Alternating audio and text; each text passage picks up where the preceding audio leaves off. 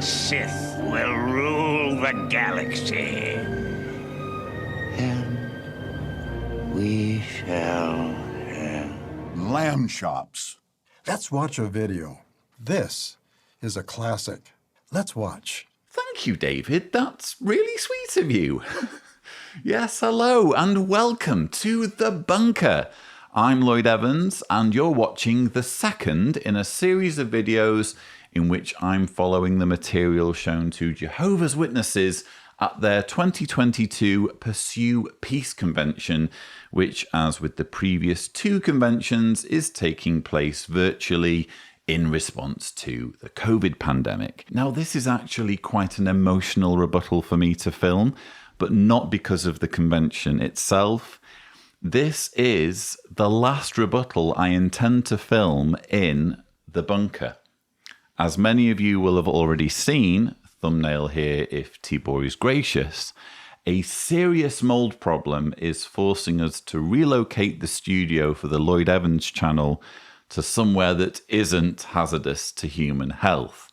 But I'm sure there'll be plenty of time to get all mushy and nostalgic at the end of the rebuttal. We can't be letting our emotions get in the way of things. I suggest we send off The Bunker in style by giving a bunch of bloated cult leaders another well-deserved roasting. And to that end, let's roll the first clip.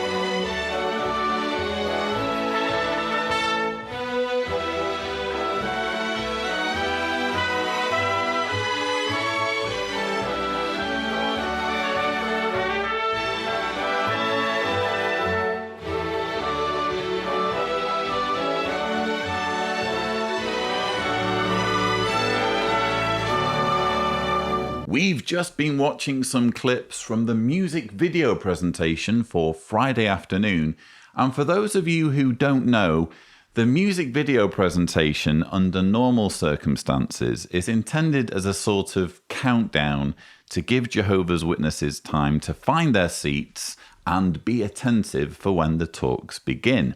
This being a virtual convention, the music video presentation is frankly redundant and unnecessary. I honestly don't know why they're still doing it. But in a way, I'm glad they put this particular montage together because it allows me to point out how this organization uses children as part of its cult recruitment army. I'll be touching on this later in my rebuttal, but the Jehovah's Witness organization is frankly shameless in exploiting children in pursuit of its goals and objectives, rather than simply letting children be children. If this organization or any other wants to use volunteer labor to get stuff done, they are entitled to do so. But is it too much to ask for those volunteers to be adults? When I was a believer, I genuinely found the spectacle of a child thrusting a leaflet at someone on their doorstep quite endearing, but I now find this idea repulsive. These are children. They are developing as human beings and are certainly in no position to be lecturing grown-ups on what their religious beliefs should be, or, to put it another way, parroting their parents' beliefs to total strangers on their property. And don't even get me started on the scenes depicting children of Jehovah's Witnesses preaching to their schoolmates. When children go to school, they should be going to school to learn and receive an education. They shouldn't be going to school rubbing their hands at the prospect of recruiting converts to a religious organization because their classroom is their assigned territory. As you watch the following video, think about the blessings we enjoy now and the ones we will enjoy in the future. Through Isaiah, Jehovah promised to feed his servants physically and spiritually.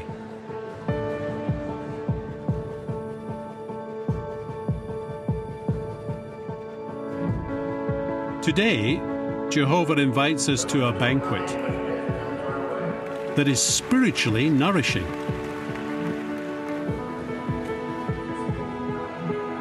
Bible-based videos and publications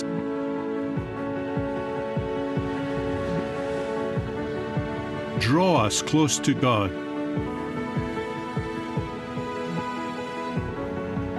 And satisfy our hunger for truth. In the new world, abundant, healthy food will be more than a promise.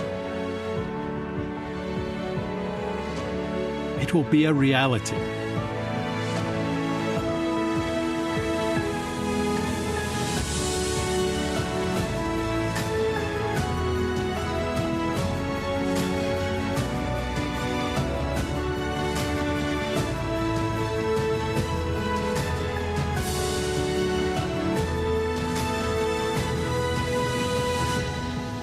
There will be an abundance of grain on the earth. On the top of the mountains, it will overflow. What a blessing it is to be among Jehovah's people. Spiritual provisions flow to us like an ever-broadening and ever-deepening river. There's not a grain of salt missing, not a slice of bread or a pat of butter. There is way too much to eat at one meal. We have to come to Jehovah's table several times a week to keep our spiritual fiber intact and energy strong for the work we engage in, the kingdom preaching. We're watching governing body member Samuel Hurd, who has been hoisted out of his Knoll womb chair and suspended in an upright position so that he can take us through the first part of the symposium, Take Delight in God's Promises of Peace. And Brother Hurd, his item has the theme, My Servants Will Eat, My Servants Will Drink. And we've been treated to quite an interesting segment narrated by none other than Paul Gillies, my arch nemesis, of whom I will talk a little bit more later in this rebuttal.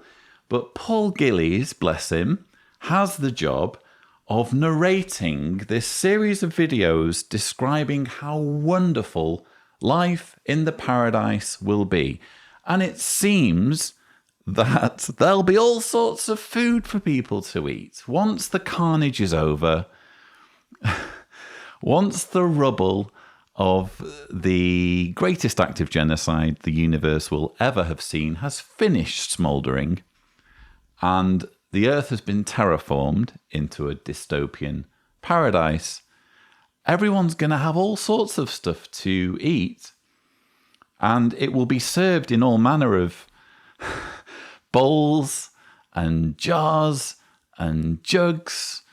Someone somewhere is going to have to make all that, as I repeatedly argue in these videos. Who is working in the glass blowing place? Who's working in the place that makes ceramic plates or the place that makes cutlery? Who gets that gig, you know? While everyone else is sitting down at their picnic tables in the fields and taking a break from frolicking with pandas so that they can enjoy this wonderful feast that's been laid before them. And I was particularly interested, perhaps Tibor can overlay it, I was particularly interested in the footage of the smoothie. We're being promised smoothies. if we can make it through Armageddon as faithful Jehovah's Witnesses. There's a smoothie in it for you. I mean, do they not know how you make a smoothie? Do they not know that you need a blender to make a smoothie? Where's the electricity coming from? Who's working in the blender factory, you know? Do they not think these things through? Well, clearly they don't. They just expect Jehovah's Witnesses to sit through all this and just feel wonderful about what's ahead of them. If you think about it, this is literally appealing to people's stomachs. This is literally baiting people with HD shots of delicious food in hopes that this will motivate them to stay the course as faithful Jehovah's Witnesses or become faithful Jehovah's Witnesses. And I really found it interesting when Samuel Hurd said, "We have to come to Jehovah's table several times a week to keep our spiritual fiber intact and energy strong for the work we engage in." Where's the verse for that, Brother Hurd? I didn't notice any Bible verse cited to support the fact that it's not just about gathering together, which is what the Bible says you should do, arguably. It's not just gathering together. We have to come to Jehovah's table several times a week. Why? How? On what grounds are you able to say that? You know, this is something that really irritates me. It's one thing to manipulate Jehovah's Witnesses into thinking that they need to attend these indoctrination rallies frequently, you know, at their kingdom halls or at conventions or assemblies. You know, that's kind of par for the course when it comes to religion. Most religions meet together at various points, maybe weekly, maybe every few weeks. I don't know. It's usual, isn't it, for religious people to want to meet together. But who gets to decide that it needs to be several times per week? Bear in mind, there's a price to pay if you do not follow this direction. If you decide, actually, I'm not going to go several times per week, you'll see me on a Sunday. That's enough for me. If you make that decision, you will be singled out as bad association because you're not falling in line with what the faithful slave has directed. The faithful slave, without any scriptural backing whatsoever, has decided that Jehovah's Witnesses need to meet several times per week if they want to be spiritually nourished by the abundant food being served by the faithful slave. So I'd really like an answer to that question. Based on what scripture does it have to be several times per week? I suspect I will be waiting quite some time. We can be sure that Jehovah will never abandon those who trust in him. Not now, not ever. As you watch the following video, envision the secure future that lies ahead when we will enjoy complete security. Do you long for a home of your own? Jehovah promised the returning exiles that they would build and enjoy comfortable dwellings.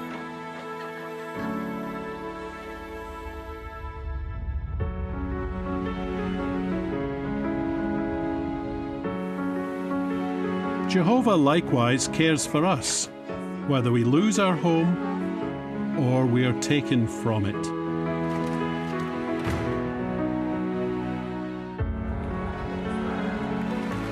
Above all, true worship provides spiritual security that is found nowhere else.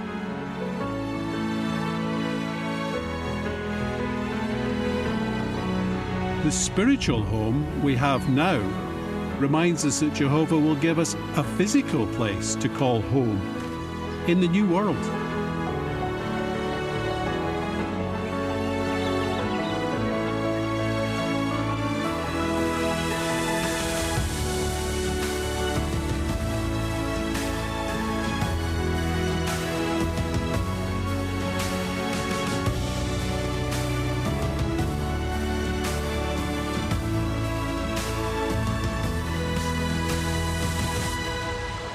They will build houses and live in them.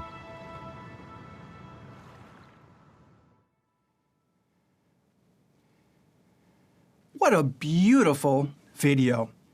It helps us imagine what we will experience in the near future when all of God's promises become a reality on a paradise earth.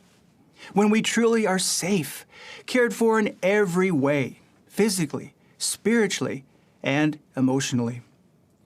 Would you like to read another comforting promise from Jehovah? Not really, Ronald, thank you. We'll leave it there.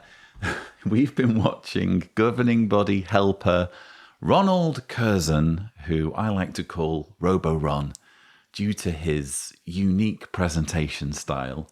He's been taking us through the symposium item, Take Delight in God's Promises of Peace.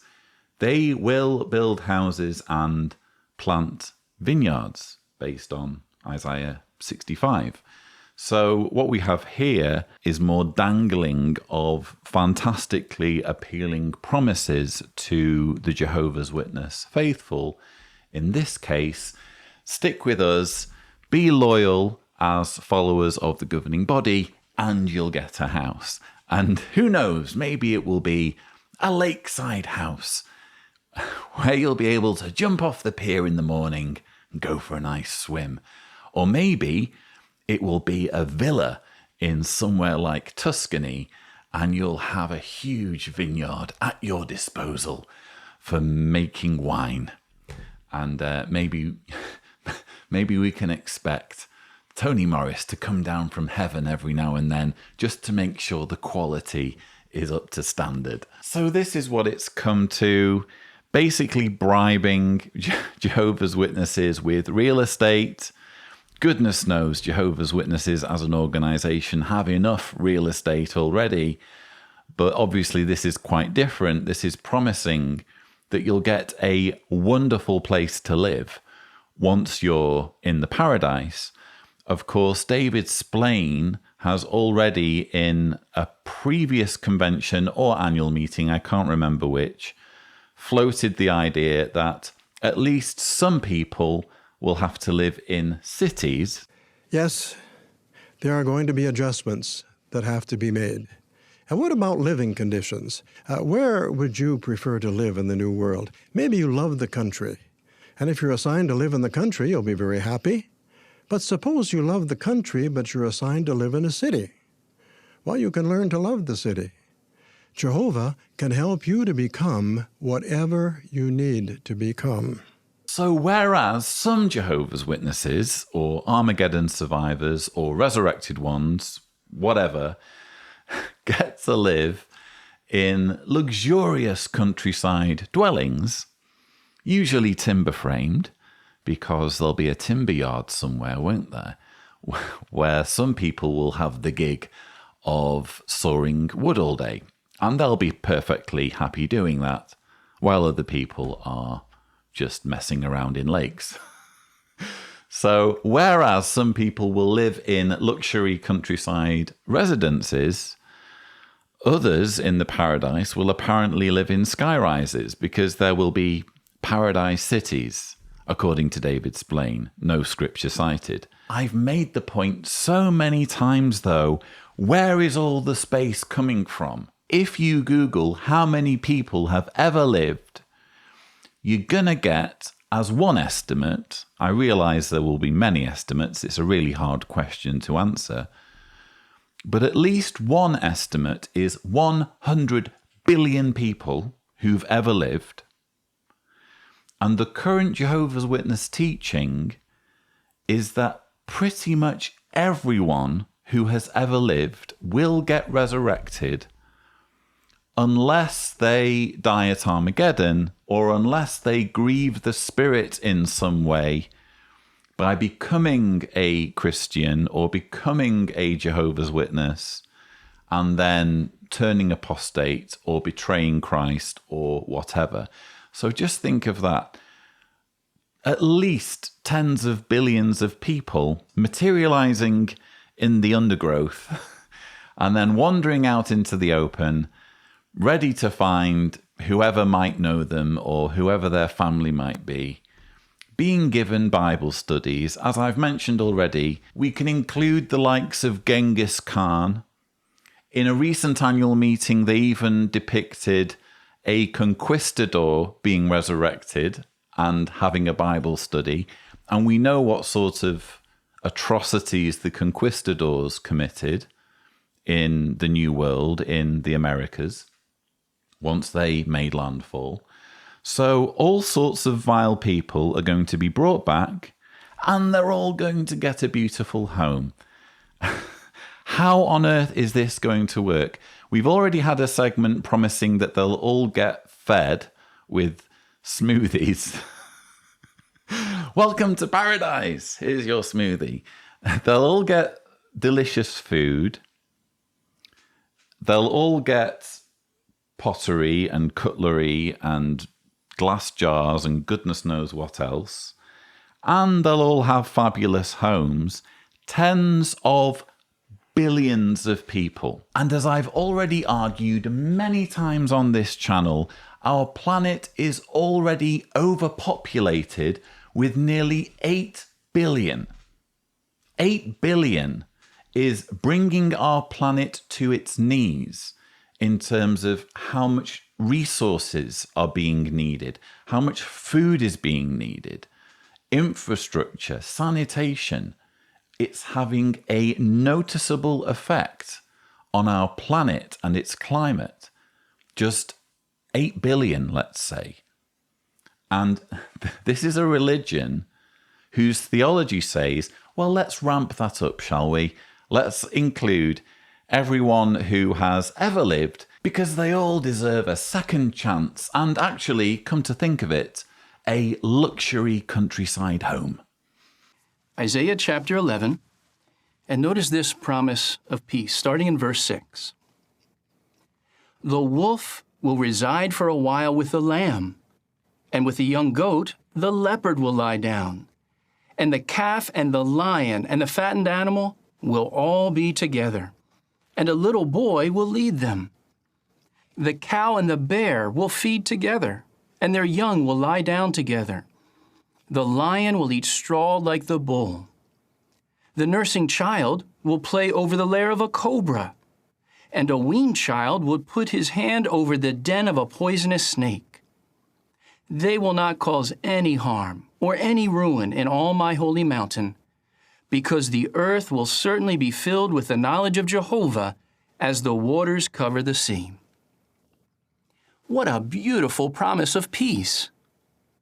Jews wouldn't need to fear wild animals or fierce men on their journey home or in their restored land.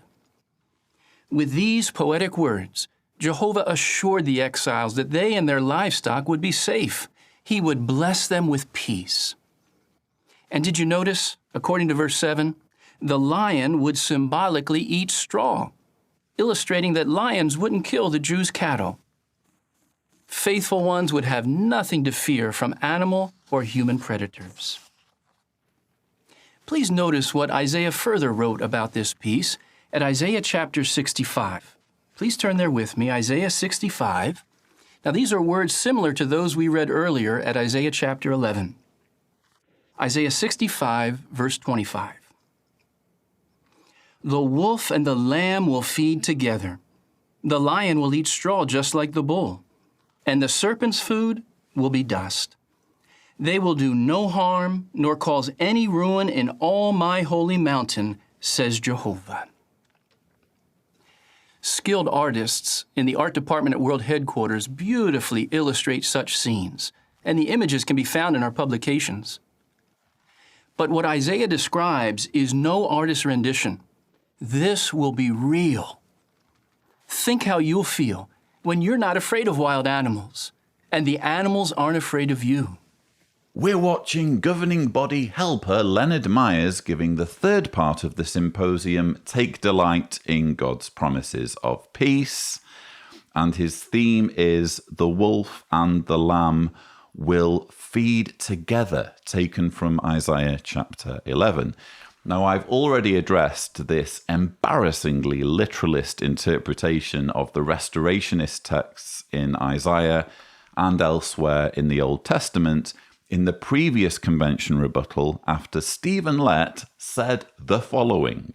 Today, we can't even imagine feeding a wolf and a lamb together. If we tried such, it would likely result in lamb chops for the wolf. But Jehovah's promise in Isaiah assures us that peace will exist between humans and animals between animals and other animals.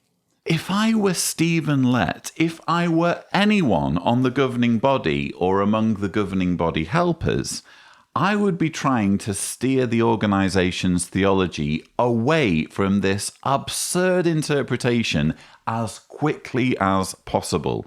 But because they've all been raised on it, and because it's embedded in their psyche from when they were children, they just can't let go of it.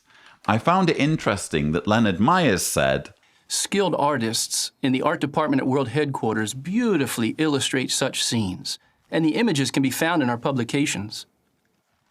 But what Isaiah describes is no artist's rendition. This will be real. Now, there are any number of examples of this beautiful artwork that I could show you, but perhaps one of the most iconic is this one. You can see I've had it framed. Let's see if it focuses properly. It's the tract Life in a Peaceful New World. This tract began circulation in 1987, and this was the vision of the future paradise that I grew up with. If you ever wonder why I sometimes refer to a panda-strewn paradise, this is the reason why. Apparently, once the billions of unbelievers have all been buried, or their remains otherwise dispensed with, the pandas will start emerging from the forests and demand to be cuddled by children. Maybe you're wondering why I framed this particular tract. Well, it's because it's the only one of its kind that I happen to have in my collection. And the artwork is, as I've said, very familiar to Jehovah's Witnesses of a certain vintage. Now, there's something you may not have noticed in the background. Behind the frolicking pandas, there's actually a lioness with her cubs depicted within only a few feet of the children. It's interesting, isn't it, how they never show children in the paradise splashing around with sharks or snuggling up to crocodiles or playing with black widow spiders. It's always creatures that can conceivably be trained to be docile. Anyway, as it happens, I've been that close to a lion. In fact, I've been even closer, about a couple of centimeters from a full-grown lion. But that's because I was at a zoo, and the lion, which was actually baring its teeth at me, was behind heavy-duty plexiglass. Zagreb Zoo has a fantastic lion enclosure that allows you, and indeed your children, to get really close to a whole pride of lions, allowing you to see firsthand what muscle-bound killing machines they really are. And yet Stephen Lett and Leonard Myers believe that lions, wolves, snakes, and all manner of carnivorous predators will one day stop being carnivores and start eating vegetation, or in the case of snakes, dust. The lion will eat straw just like the bull, and the serpent's food will be dust. Just the mental image of a snake kind of slithering along and saying, what am I going to have for dinner today? Oh, I think I'll have dust. I shouldn't need to tell you, viewers, how breathtakingly stupid such an ultra-literalist interpretation of the Bible is. But that's the religion we're dealing with here.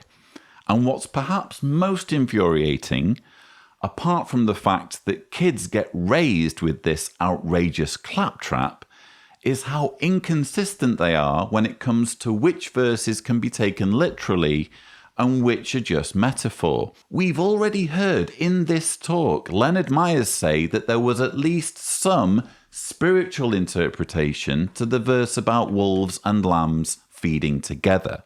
With these poetic words, Jehovah assured the exiles that they and their livestock would be safe. He would bless them with peace. Presumably, Leonard Myers will also view as poetic the promise that on their arrival in Canaan, the Israelites would find a land flowing with milk and honey, to quote Deuteronomy 3 verse 6. Maybe I shouldn't have said that.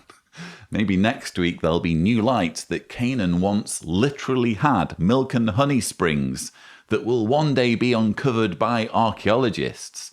You have to ask, don't you? How can they be so arbitrary in which verses should be taken as literal and which should be taken as metaphor? For me, it's all a simple case of fantastic promises being made on the flimsiest of pretexts, just so the carrot on the end of the stick can be a little bit more juicy. As you watch the following video, notice the peace we enjoy with fellow believers now, and just imagine the peace that we'll enjoy in paradise. How would you feel during a long journey where you might meet wild animals and criminals along the road? Jehovah assured the returning exiles that they would return in safety and dwell in peace. In the spiritual paradise we enjoy right now, people who were once violent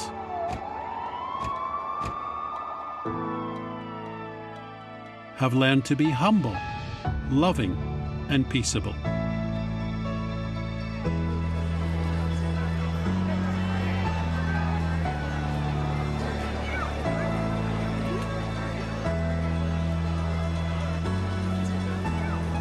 Imagine the peace that will reign in God's new world.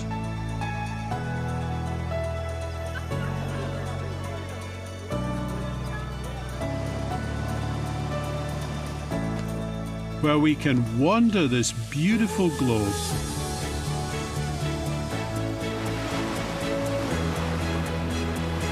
explore every corner,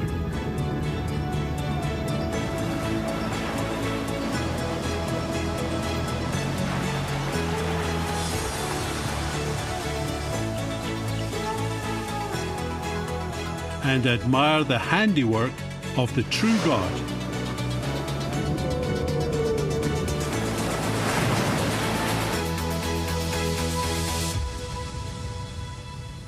With no fear.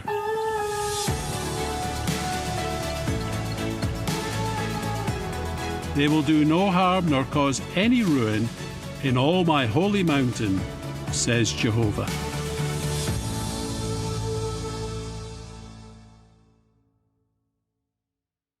As the video showed, people who were once violent have learned to be humble, loving, and peaceable. And how did you feel when you saw scenes in the video of humans so close to wild animals? Jehovah's promise of peace among humans and peace between humans and animals is thrilling. Yeah, I'm really thrilled about that. Thank you, Leonard Myers. So we've just had another one of these montages, these segments narrated by Paul Gillies. It's interesting that so much of this footage at least appears to be third-party stock footage. How ironic if, because, you know, I don't know who's behind each and every video sequence, but how ironic if we're watching film that's been recorded by photographers or cinematographers who are supposed to die at Armageddon because they're not Jehovah's Witnesses. That really grates on me whenever I see their liberal use of stock footage in this sort of propaganda.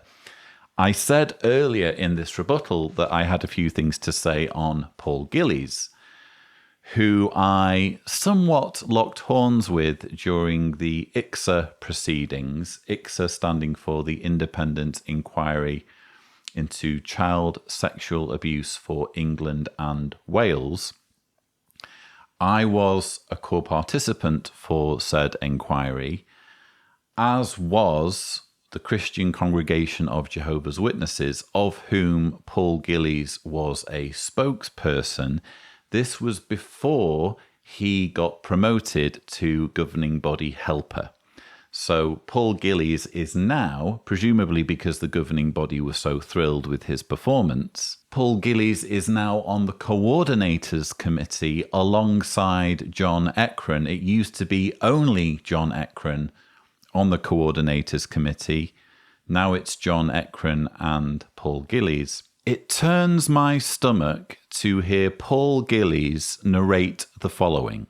How would you feel during a long journey where you might meet wild animals and criminals along the road?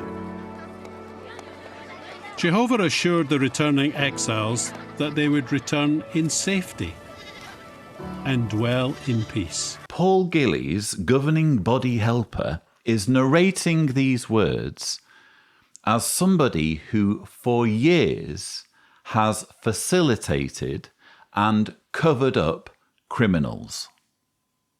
And I don't say those words lightly. That's the sort of thing that if it weren't true, Paul Gillies could sue me for. I could get sued for defamation for saying what I've just said. Paul Gillies has for years facilitated and covered up criminals. And when I say criminals, I don't just mean thieves. I don't just mean people who assault people violently. I'm talking about child molesters. When it comes to organizational procedures, if you're talking about helping people on a personal level, we try to help individuals to reason on Bible principles. So it's not as if elders give instructions as to how a person should live their lives. If a person's looking for guidance in the congregation, we educate our elders to understand the principles that are involved and to share those principles with individuals so that they can make good decisions in their life.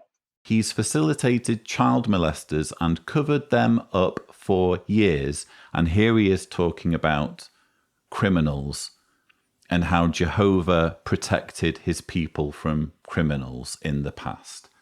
I'm going to show you the witness statement of Paul Gillies, or part of the witness statement of Paul Gillies, that he submitted to the independent inquiry into child sexual abuse. If Tibor is gracious, we can see a quote from it. I, Paul Stuart Gillies, make the following statement on behalf of the Christian Congregation of Jehovah's Witnesses of Britain.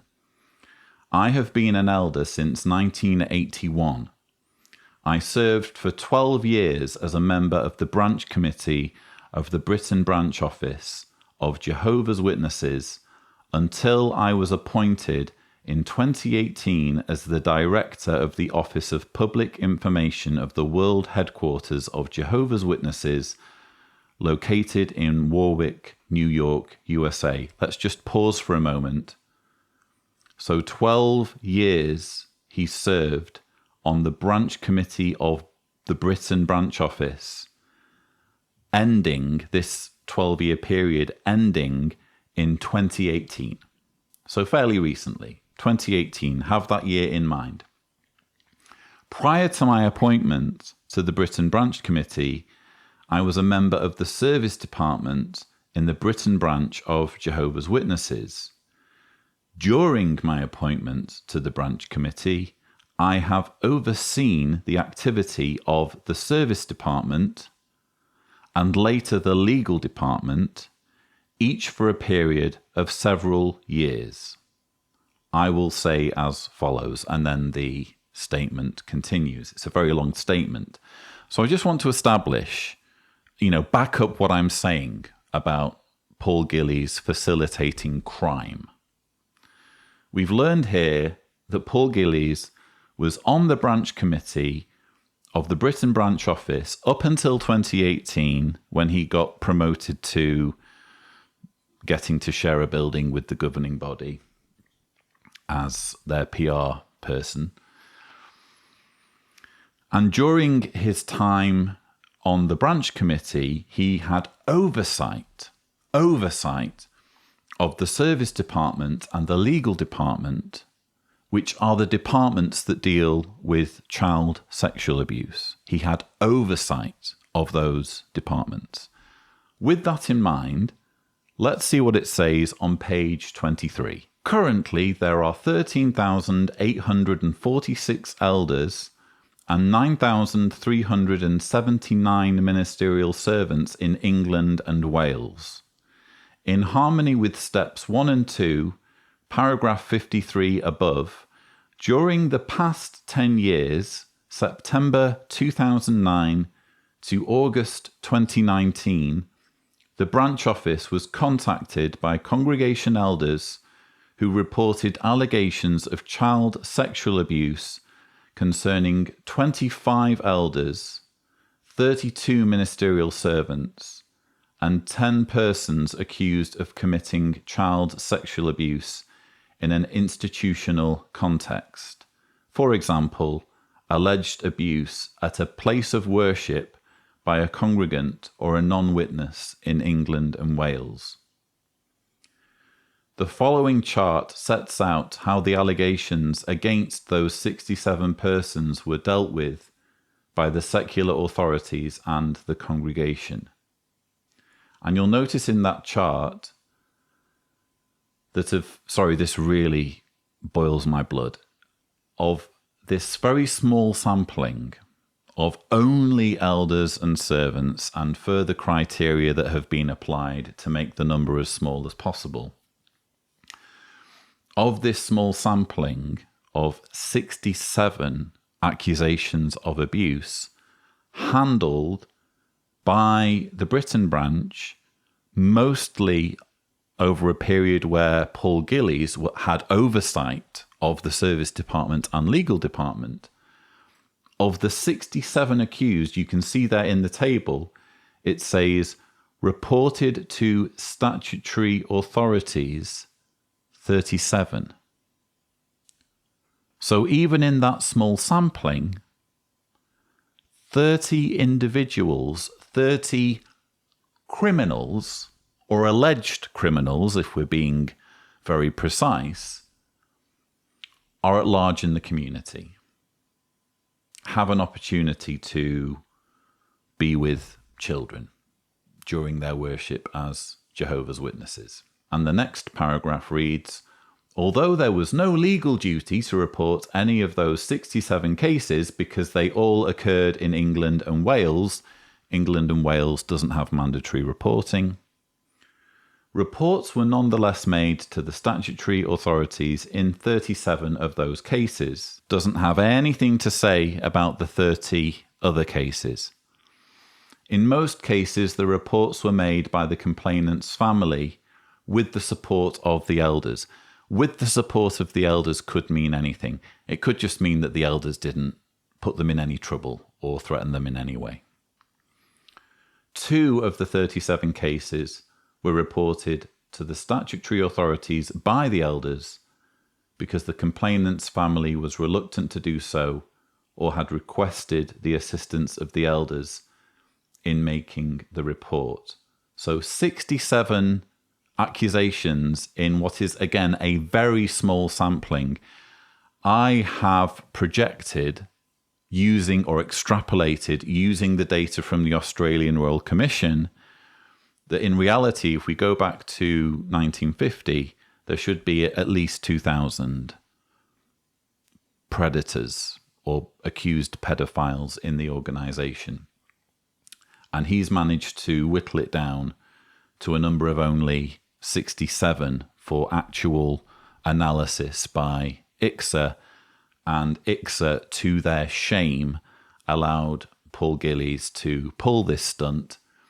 If you read the footnote 8, in addition, during the past 10 years, accusations of child sexual abuse that allegedly occurred 1 or more decades ago between 1953 and 2008 were made against 32 elders, 18 ministerial servants, and in an institutional context, meaning in a kingdom hall, 2 other persons. So he's explaining how he's further narrowed down the figures. So we don't know how many of these other individuals in the footnote are still at large.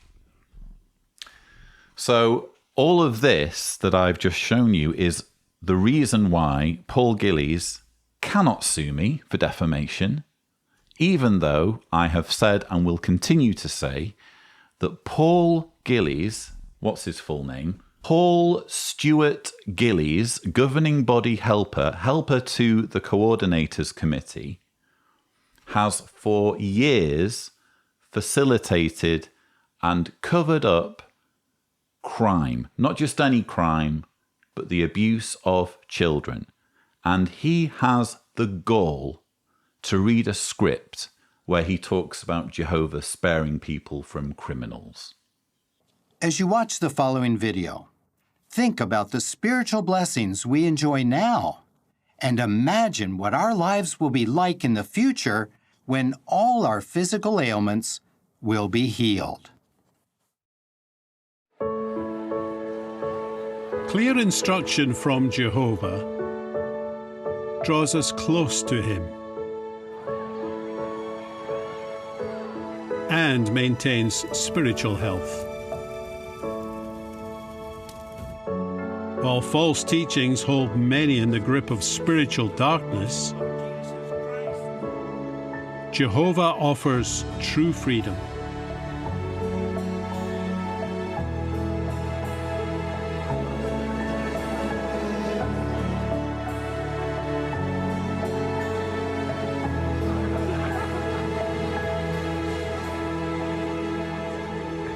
The spiritual health we enjoy now reminds us that perfect physical and mental health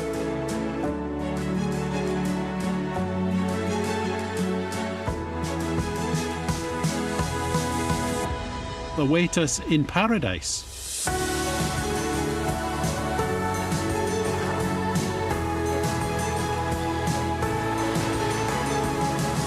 Imagine waking every day,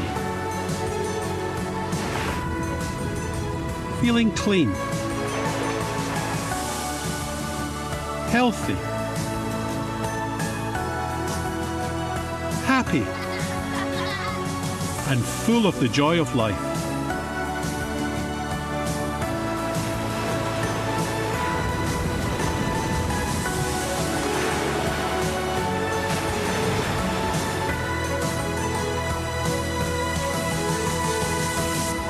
Jehovah promises, no resident will say, I am sick.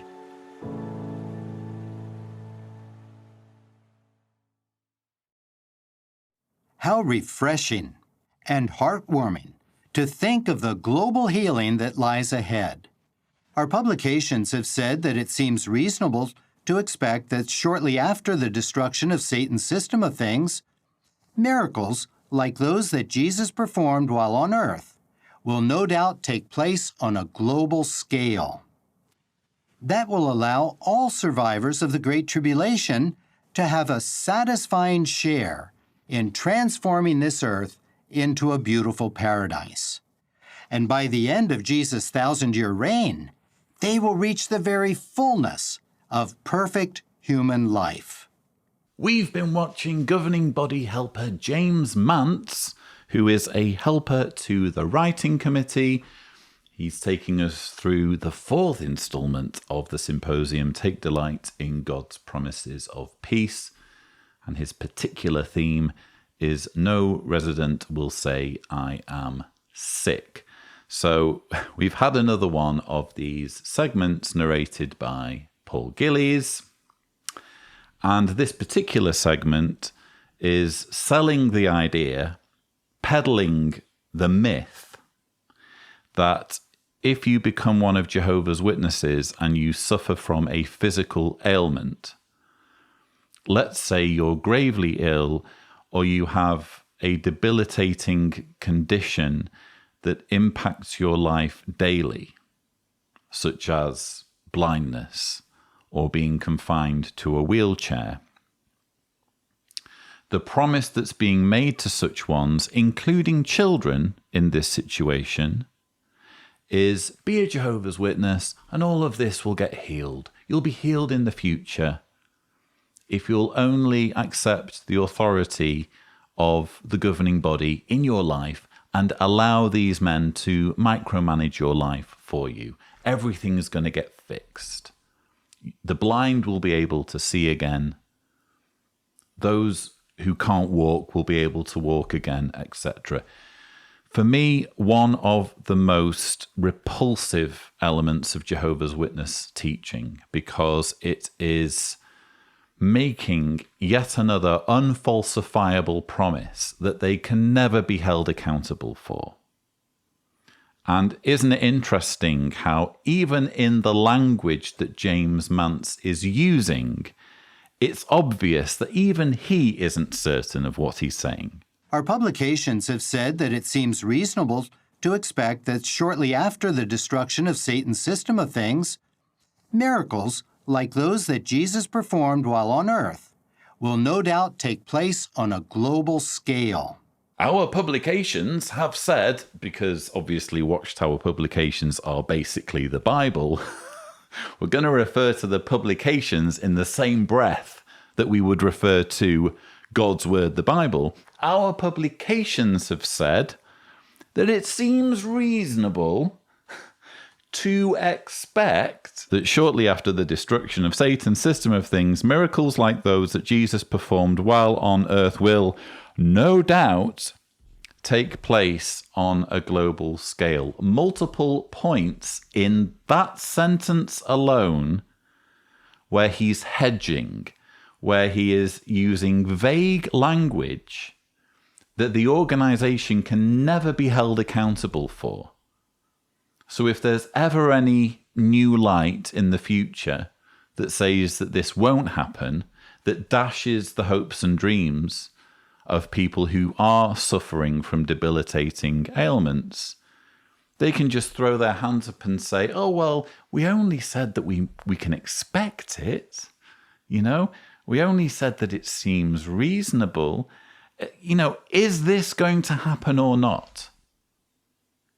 James Mance, governing body helper, if you really believe this, there should be no hedging, there should be no vagueness. That's the sort of language that a snake oil salesman would use because they want to get out of liability.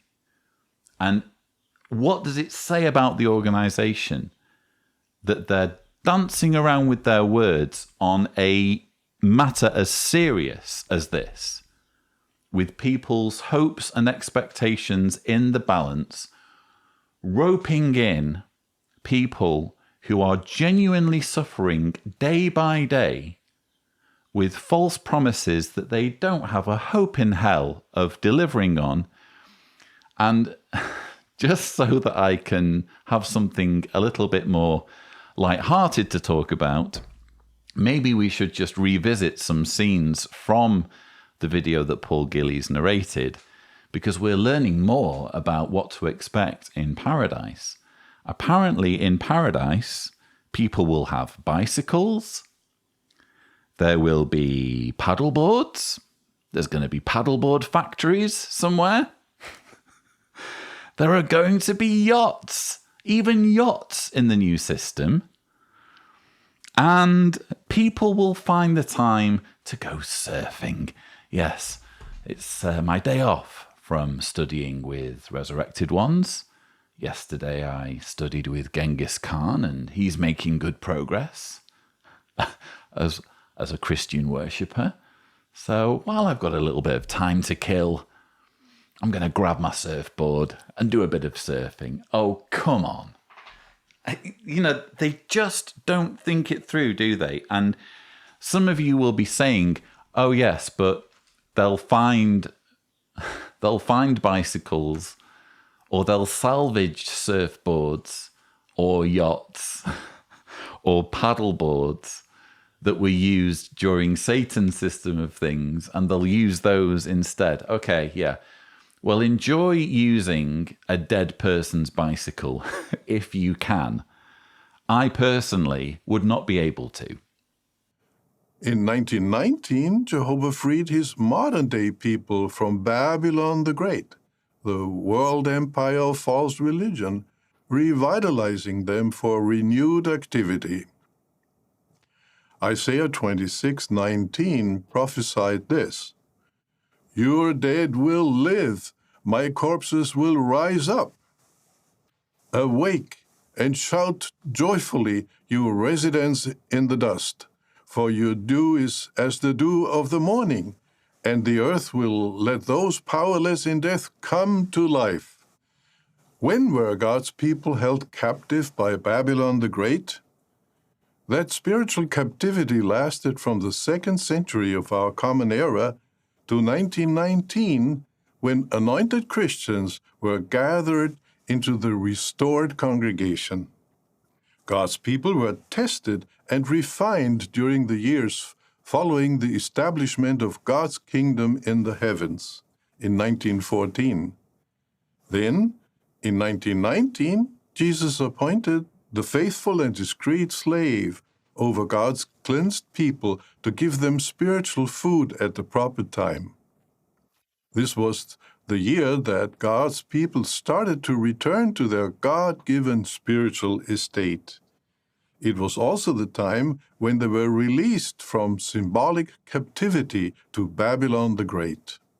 How happy we can be, though, that after God's people experienced centuries of spiritual oppression, we are living in the time when those having insight will shine brightly, and many will cleanse themselves as they will be refined.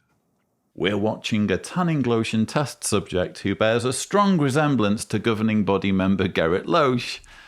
Going through the symposium item, "He will swallow up death forever." This is the last part of the symposium, "Take delight in God's promises of peace."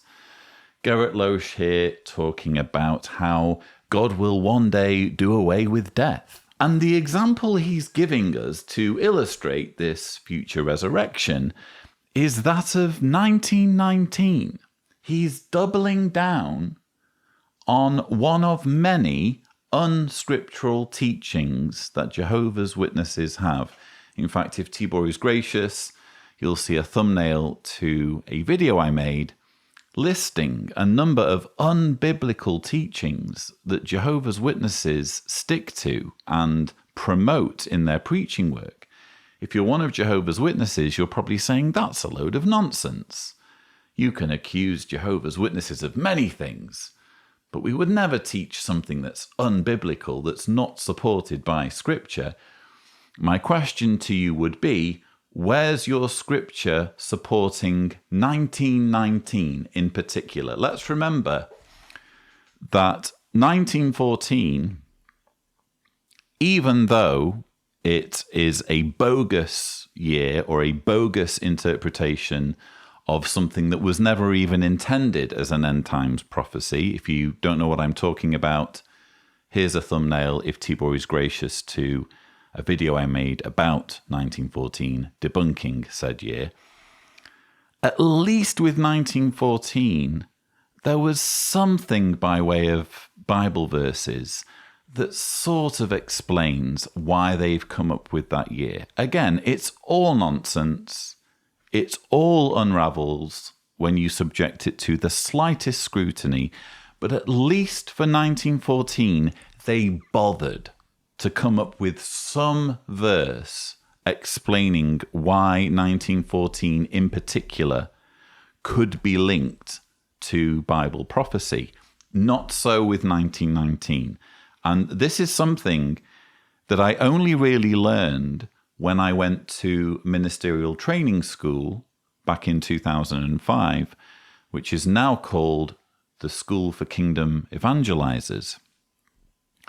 I actually reached out to Paul Grundy, who runs the excellent jwfacts.com website, with a slip of paper that was given to me by my instructors. In fact, we can see the slip of paper as it appears on the JW Facts article, How 1919 is Derived, because Paul very kindly posted it there for me.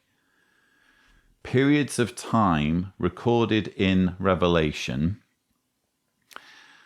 So what you see here is a timeline. and it's explaining or attempting to explain scripturally how Jehovah's Witnesses arrive at the year 1919. And it soon becomes apparent that the Bible can't get you there. So you see there, 1918, June 21st, was when Rutherford and his associates received their sentences.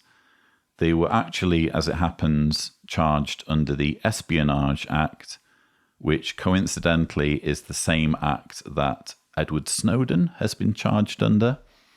So they got charged under the Espionage Act in June 21st. They were sentenced and they went to jail.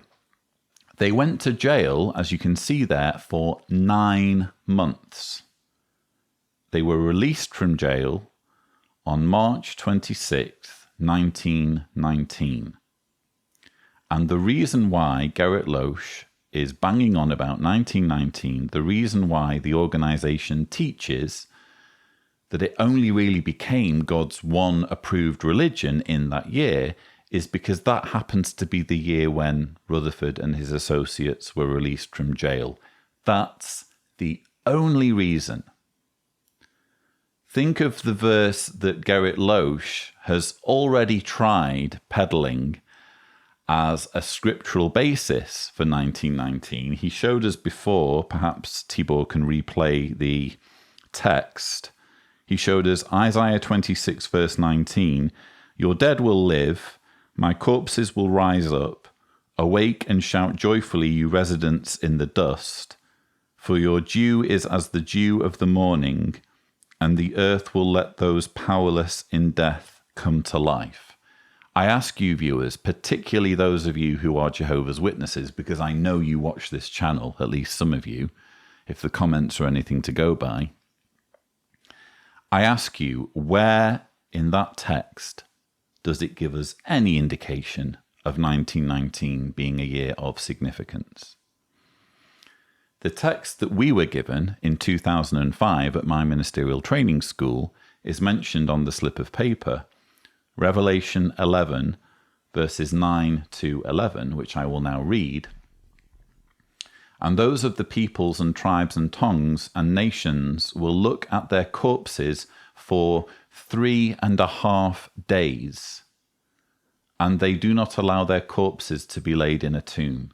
And those dwelling on the earth rejoice over them and celebrate, and they will send gifts to one another, because these 2 prophets tormented those dwelling on the earth. After the 3.5 days, Spirit of life from God entered into them, and they stood on their feet, and great fear fell upon those who saw them." 3.5 days. And this is supposed to describe a period of 9 months. I don't buy it. It's more than just a stretch. It's just ridiculous. It's ludicrous to extract a period of 9 months from a period of 3.5 days. So bottom line, the 1919 teaching is completely without basis in scripture, and yet governing body member Gerrit Loesch continues to double down on it. As you watch the following video, think about what Jehovah has already done to show his love for us and what he will do for us in the future. Jehovah fulfilled his word to the exiles. He restored that ruined nation, as if bringing it back to life. In 1919, Jehovah did something similar. He released his modern-day people from spiritual captivity and energized them to preach.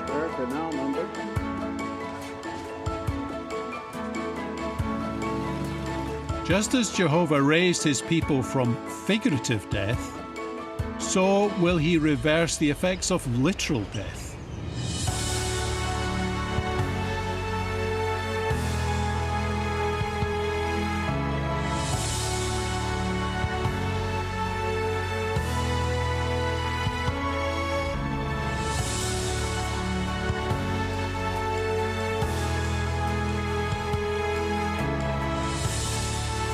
Indeed, God will swallow up death forever.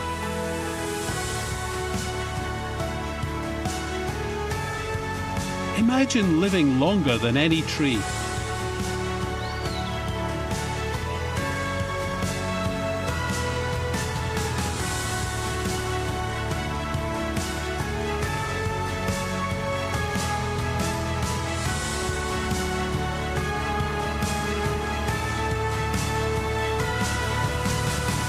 Because death will be no more.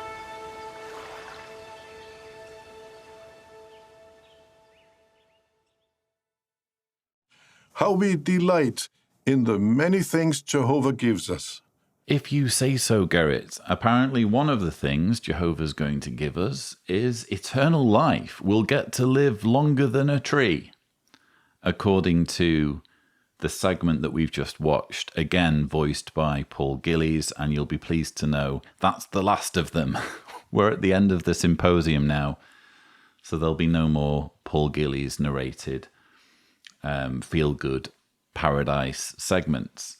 But again, it's just a sick, sick thing. It's really inappropriate and manipulative and evil to promise people such things as being reunited with their dead loved ones if only they will commit themselves to an organization. And that's what this represents. They're saying to millions of Jehovah's Witnesses, if you lose someone in death, as many of you have, they're not quite dead. They're still alive in Jehovah's memory. And if you want to see them again, you need to be as close to the center of the organization as you can possibly be. You need to be the best Jehovah's Witness you can be. And it was this promise that kept me inside the organization after my mother died.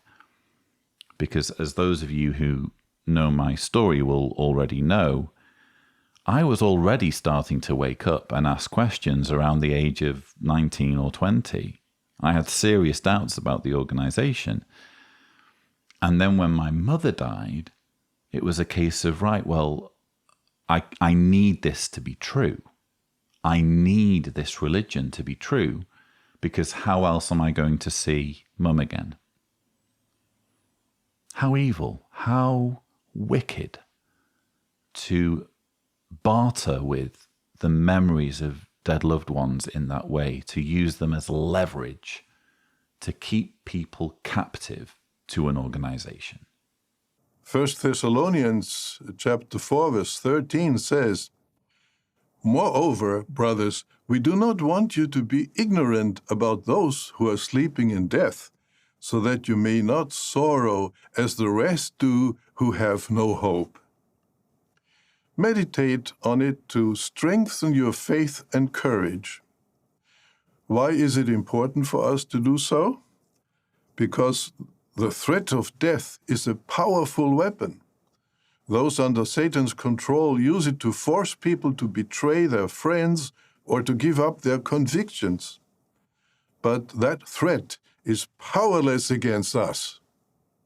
We know that if our enemies kill us, Jehovah will restore us to life. We are convinced that nothing they can do can sever our attachment to Jehovah. What remarkable wisdom Jehovah has shown by giving us the resurrection hope. By means of it, he disarms Satan of one of his most effective weapons and at the same time arms us with unbreakable courage. Remember that death is temporary and that the life Jehovah offers each of us will last forever. And that's it for this particular symposium item. Indeed, the entire symposium, Take Delight in God's Promises of Peace. I just couldn't help but recoil at the hypocrisy in Gerrit Loesch's concluding words there. He said, "The threat of death is a powerful weapon. Those under Satan's control use it to force people to betray their friends or to give up their convictions." I think you know better than most people, Gerrit Loesch, that the threat of death is a powerful weapon, because you are one of 8 men who threaten millions with death if they don't follow you and your authority. That's the Jehovah's Witness theology.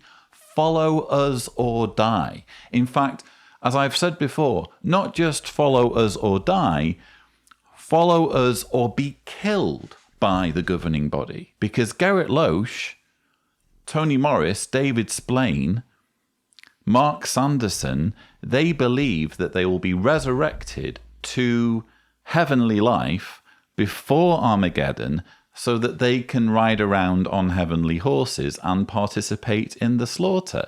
And he has the gall to complain about people in Satan's system or under Satan's control being exploited through the threat of death. Astonishing hypocrisy. The threat of death is well and truly wielded by this organization. Everyone on earth is threatened with death if they don't fall under the authority of the governing body. And then he says, we know that if our enemies kill us, Jehovah will restore us to life. We are convinced that nothing they can do can sever our attachment to Jehovah. Total cult-like conviction. You don't have to worry about death. You don't have to worry about dying due to refusing a blood transfusion. You don't have to worry about dying due to being tortured for information, for example. You can hold firm to the end. You can martyr yourself for your beliefs because this life's just temporary. There's a better life waiting for us. Such a toxic ideology that ultimately causes people to not care about the precious life we have now. You never feel like making the most of it. You never have any appetite to go to all these exotic places that we've been shown in all of these video segments. All of these dramatic drone shots of the ocean and mountains and jungles. They're all there now. You can physically go to these places, but Jehovah's Witnesses, in many cases, can't or won't because they think all of that's to come and they don't want to waste either their time or their resources on enjoying life, on getting the most out of this fleeting, wonderful thing called life. Instead, they're putting everything into serving the organization, serving the likes of Gerrit Loesch. Family peace is precious. It's even as the Bible proverb says, better is a piece of dry bread where there is peace than a house full of feasting along with quarreling. But what exactly is family peace? Someone might say, as long as we're not arguing, our family's at peace. But is that real peace? We might think of 2 countries that were fighting but have now agreed to a ceasefire. Does the ceasefire mean that they've become real friends who love one another? No. We know that genuine peace takes more work. That's true in the family as well. Our Heavenly Father knows that the most satisfying family peace involves more than an absence of arguing. It involves a family's well-being and unity. Is such peace in a family today really possible? Although none of us have a perfect family, the answer is yes. While it requires work, perhaps breaking bad habits that disrupt peace and adopting new ones that promote it, those efforts are worth it. In this symposium, we'll see how Bible principles can guide families to peace, just as a roadmap guides travelers to a beautiful destination. We're watching governing body helper Joel Dellinger, or as I like to call him, Minilet, delivering the first of a symposium of talks titled Follow the Roadmap to family peace. Minilet's theme is show, love, and respect, and his opening words are hopelessly tone-deaf and hypocritical in the context of a religion that routinely decimates family peace through its cruel practice of shunning. This man has the gall to say, someone might say, as long as we're not arguing, our family's at peace. But is that real peace? We might think of two countries that were fighting but have now agreed to a ceasefire. Does the ceasefire mean that they've become real friends who love one another? No. So silence isn't peace. A lack of quarrelling isn't peace. A lack of talking and communication isn't peace. It's not indicative of people loving each other. That's the point he's making here. So how does forcing parents to ignore their grown-up children fit into that reasoning? What about the ceasefire that occurs when a Jehovah's Witness cuts communication with their parents, or with their children, or with their brother or sister, because they're now viewed as disfellowshipped, or, heaven forbid, an apostate? Joel Dellinger can lecture us about many things, such as how to deliver talks in a completely wooden, fake, and inauthentic way, or how to mimic the animatronic-style mannerisms of his boss Stephen Lett, presumably in hopes of being given more minutes on JW Broadcasting. But one thing neither him nor any mealy-mouthed spokesperson of the governing body can ever lecture on is the family-destroying Jehovah's Witness religion bringing about peace in the family. Of course, showing love and respect can be a challenge these days. In the following dramatization, notice why. Irene. You look so handsome. No, you look beautiful. Those came out so nice. Look at you. It's the day. Look at how you're so surprised. Sorry, Olivia. Are you okay? Yeah, it's okay, Sue. I'm so sorry. No worries. I'm all moved in. That was the last box. Dad, are those the wedding photos? Yeah. Let me see. Look at it. Oh, y'all look beautiful. That dress looks so nice.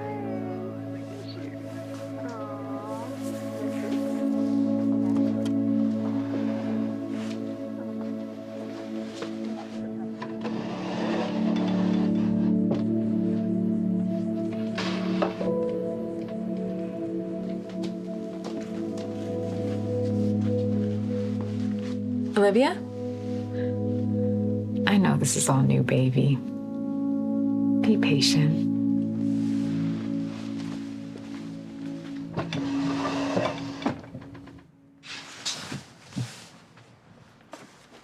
Can I cut in? Yeah, sure. Thanks.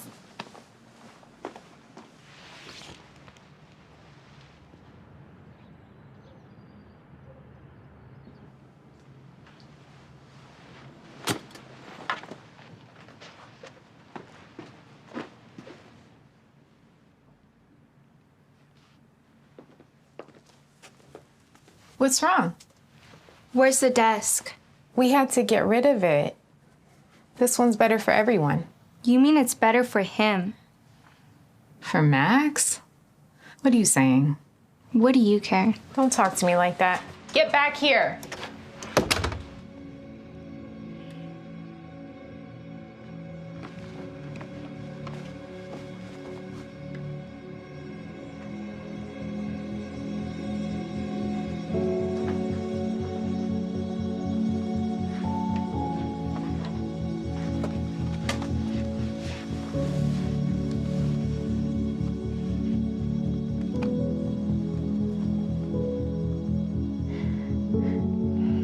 Hey, Olivia.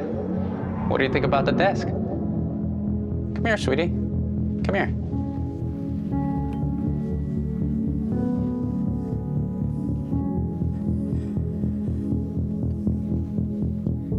so you never forget that I love you. I hope you like it. We're watching a dramatization from the Friday afternoon of the Pursue Peace Convention of Jehovah's Witnesses. The theme for the talk is Follow the Roadmap to Family Peace, Show Love and Respect. We're revisiting the fictional family of Irene, Olivia, and Gabe, and they have become what's called in Jehovah's Witness parlance a blended family. So they have been joined by a guy who Irene has met and his daughter. And this has caused understandable problems. It's never going to be easy, is it, when two families are brought together in this way and suddenly people who were previously strangers are literally living together in the same house. I can only repeat what I'm routinely having to say during these rebuttals. How is this a unique situation for Jehovah's Witnesses? This is the sort of situation that ordinary people have to deal with every day, and they get through it. They navigate through it. There can be angry exchanges, as we saw was the case here.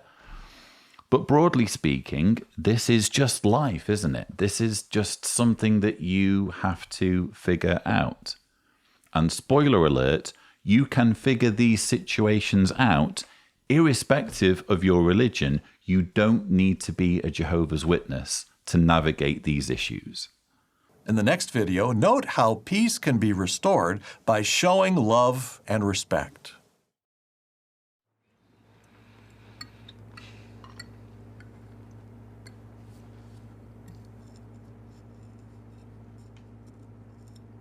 It's okay, Mom. You didn't know. Dad did that for her just before he died. Anything I can do to help?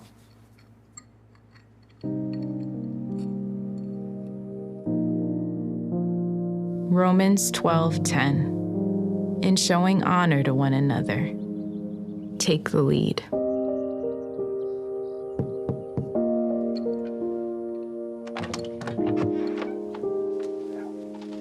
Olivia? I made your favorite tonight. Thank you.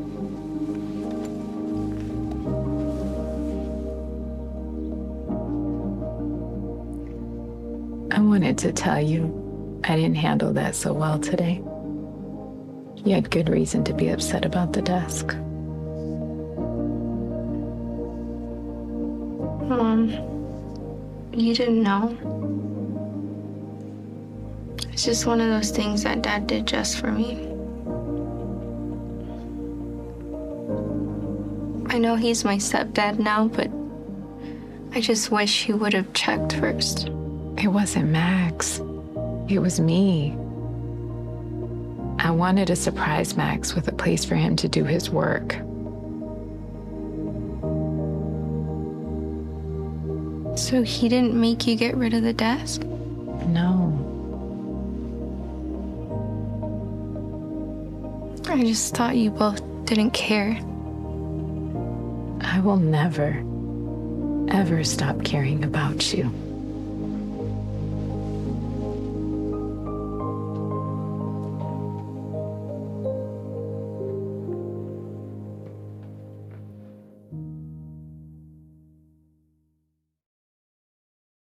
What a beautiful outcome.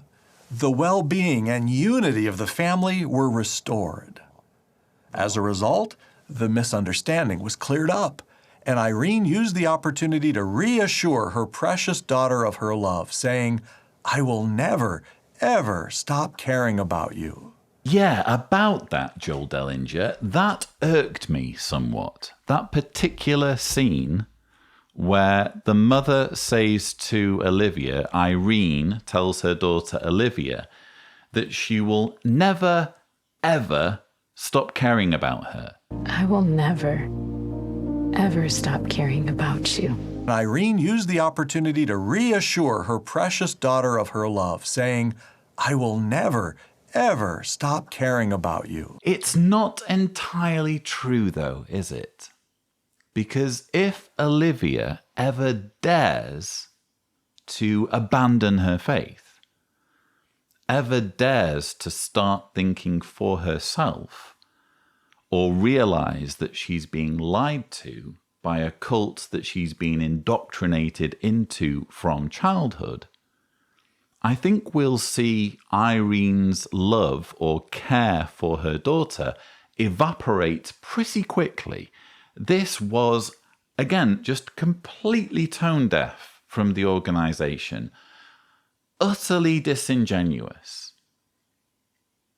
peddling this perception of the organization as all about love and all about peace. And haven't they done this in convention after convention?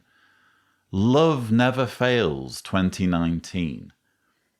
It puts the boot in, doesn't it, for those of us who are being shunned on a day-by-day basis by those who raised us, by those who were there when we were born. You know, as time's gone by, I like to think I've healed quite a lot from my father's shunning. But I wonder what's going through his mind when he watches this particular dramatization. When he's watching a parent say to her child, I will never, ever stop caring about you. Probably he would reason things, because that's the sort of man he is. Oh, well, I haven't stopped caring about Lloyd. It's because I care about him that I'm doing this, because I want him to return to Jehovah. Probably that's the sort of thing they say to themselves, to try to excuse themselves. But truthfully, you cannot say you care about someone when you are literally acting as though they have died. In the following dramatization, notice what habits hinder family communication.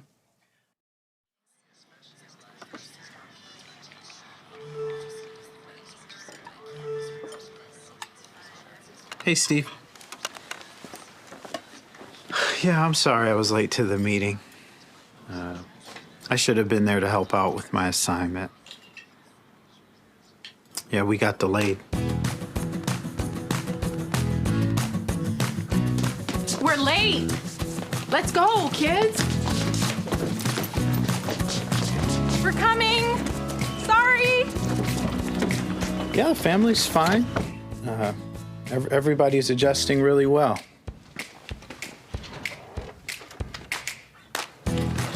Anyone see my glasses? Anyone?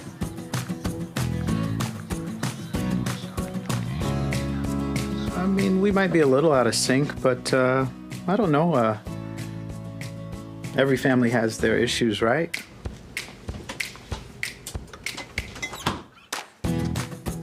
You going outside now? Mm-hmm. Hey, well, thanks for understanding. All right. Okay, take care. All right, bye-bye.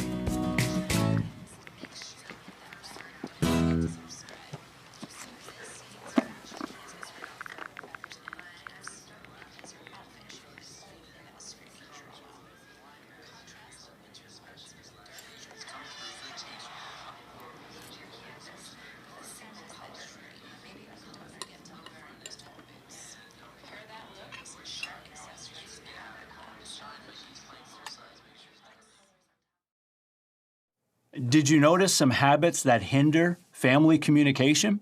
I noticed scenes depicting a family preoccupied with their smartphones, but to be fair, who says that families should be in constant communication?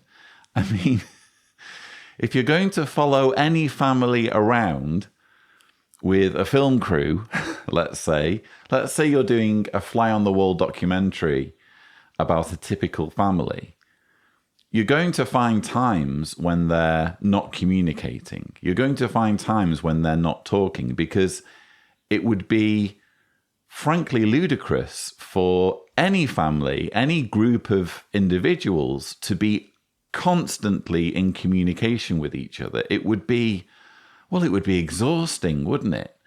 But I think the problem here, well, there are two problems. I'm going to come to the second one. I think the problem here is not a problem of communication. It's a problem of the way time is used and the fact that this is an organization that demands a lot of time from Jehovah's Witnesses for preaching, for family worship. We're going to see that depicted later on in this series of dramatizations. Personal study, meeting attendance, various privileges that one might have within the congregation, and we saw that alluded to in the dramatization. It's a time-intensive faith, isn't it? And if there's anything that's going to make it a little bit harder for Jehovah's Witnesses to devote themselves fully to this organization, to the myriad of things that's expected of them in terms of timekeeping, well, the organization's going to have a problem with it, to the extent where they're going to make a HD propaganda video. In truth, if when the family were glued to their smartphones, if they'd been glued to JW Library, if they'd been doing some preparation for the meeting on their smartphones, would there be an issue? Would Robert Lucioni have a problem with the lack of communication in that situation? And that actually reminded me of an experience I had when I was younger. I was about 14 or 15 years old, and I was only just at that relatively late age starting to get involved, or get interested, I should say, in football. Not American football, soccer, which is football. So I was starting to get interested in football, and my team was Manchester United. I'm born in Manchester, and my mother was a Man United fan. And I got so into it that I was buying every month the Manchester United Club magazine. And I was reading up on all of the players. There was one particular player, Brian McClare, who wrote a diary called Chocky's Diary, and I really enjoyed reading that for whatever reason. And I enjoyed reading all the various interviews and that kind of thing. So I was devotedly buying this football magazine. And one day, Mum came up to me and she said, "You know what, Lloyd? Your dad said something to me the other day. He came home from work and he saw you reading your Manchester United magazine, and he said it made him sad because he would feel so much happier if he came home from work and you were instead reading a Watchtower." And those words have stayed with me, obviously, for years since. That's what's expected of Jehovah's Witnesses. It doesn't matter so much about the communication. That's a total red herring. That's a total distraction. It's frankly irrelevant. What they're bothered about is your devotion, is making sure that if you're doing something, it in some way benefits them. And those were the expectations placed on me as a young Jehovah's Witness. So to see this depicted in a dramatization was unnerving, to say the least.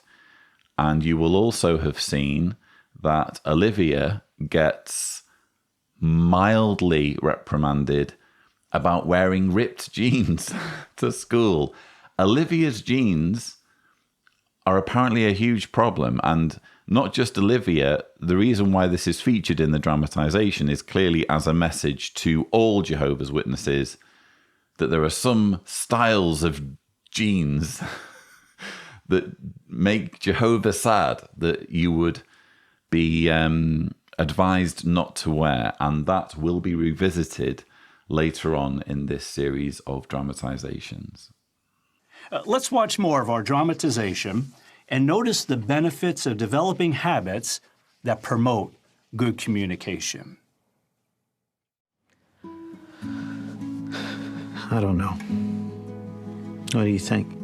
We all have to work on it. I know I need to. Why don't we approach it that way with the kids? Just be open with them. That sounds like a good idea. Okay, so Irene and I have been talking about communication in our family. We want to talk about our phones and other devices. You're not talking about me, are you? You can't do that. I know that we can all be more balanced, but You're joking, right? You mean you can't take them away. I haven't done anything bad. I have responsibilities. Hold on. You're always on your phone, too. That's true. It's okay. Let's just talk about it. All right? Sue, can you read Ephesians 5:15 and 16 for us, please? Thou shalt not spend too much time on thy smartphones. I'm kidding, it doesn't say that.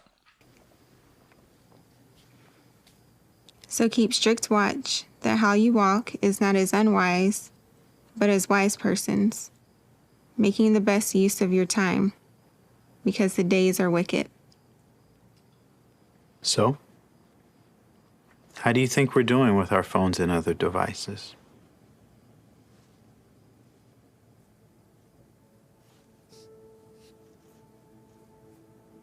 It isn't that what you're doing on your devices is wrong. Exactly, but could it be taking time away from more important things? Like talking to each other. And in that way affecting even how we're talking to each other.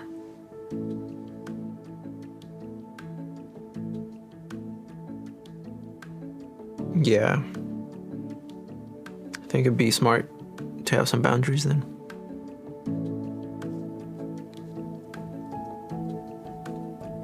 Yeah, okay. Okay. Okay. Let's talk about how we can do that. Hey. Hey, Olivia. Hey. Evidently, I haven't figured out how to talk to her about her clothes yet. I need your help. I got this one.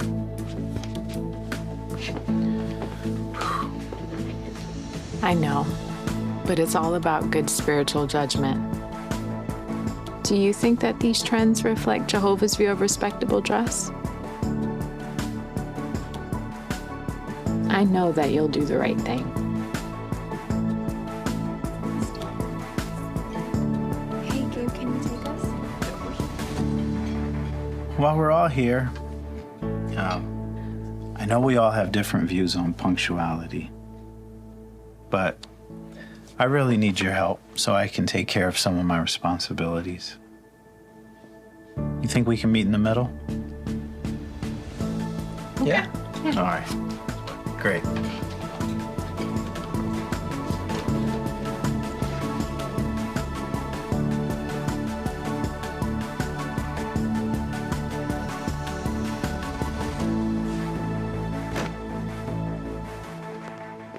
So there we go. The jeans have been thrown in the bin.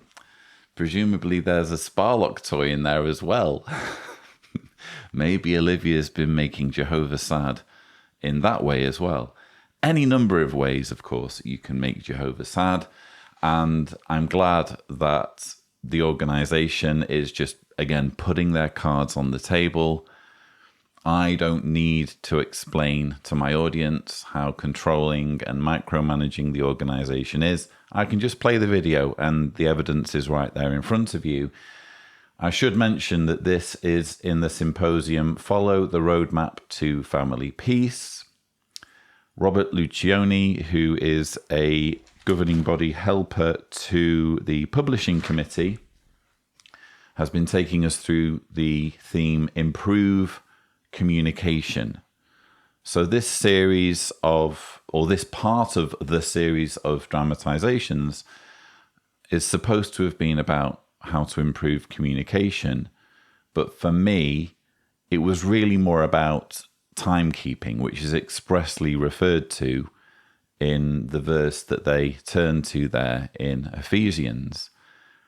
It's not about communication, is it? It's more about what are you doing with your time? Is your time promoting Jehovah's organization, or is it aiding you in drawing closer to Jehovah's organization? So a bit disingenuous the way they've tried to use communication or improving communication as a pretext for these videos, but they've woven in this, again, underlying message about timekeeping. Then we get to Olivia's jeans, which are apparently scandalous. Maybe Tibor can overlay a zoomed in image of Olivia walking in with her jeans.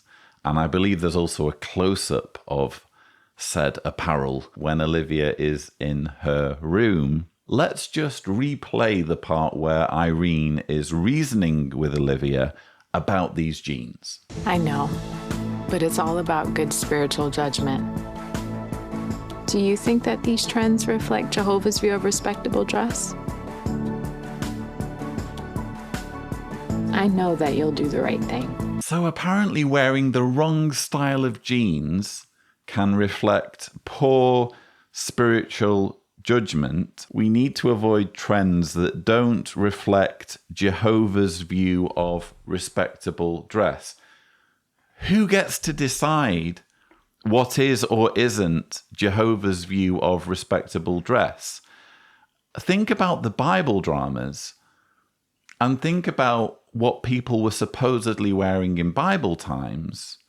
You know, sackcloth basically is quite often what people are dressed in Bible times. Since when does Jehovah have a list in any given year of what clothing is or isn't respectable? If you're a Jehovah's Witness watching this, please think about this for a moment. From my point of view, what seems to have happened is that the Jehovah's Witness view of respectable dress got locked in the 1950s. The 1950s was apparently when it was decided what should be respectable dress. So if you're a guy and you're in a casual situation, the standard is to wear either a buttoned-up shirt or a polo shirt and cream slacks with the belt and the shirt tucked in. So that's respectable dress, casual. If you're doing whole maintenance, maybe you'll be allowed to wear jeans, but definitely not ripped jeans, as we've just seen. And obviously, there's the suit and tie for meetings. For women, you're obviously not allowed to wear pants to the Kingdom Hall meeting. Thumbnail here, if Tibor is gracious, to a cringeworthy example of a lady being clamped down on for daring to wear pants to her Kingdom Hall when she started studying with Jehovah's Witnesses. Again, who gets to decide all this? Where does it say in the Bible that women can't wear pants? Where does it say in the Bible that the 1950s was when acceptable dress and clothing was decided for all time?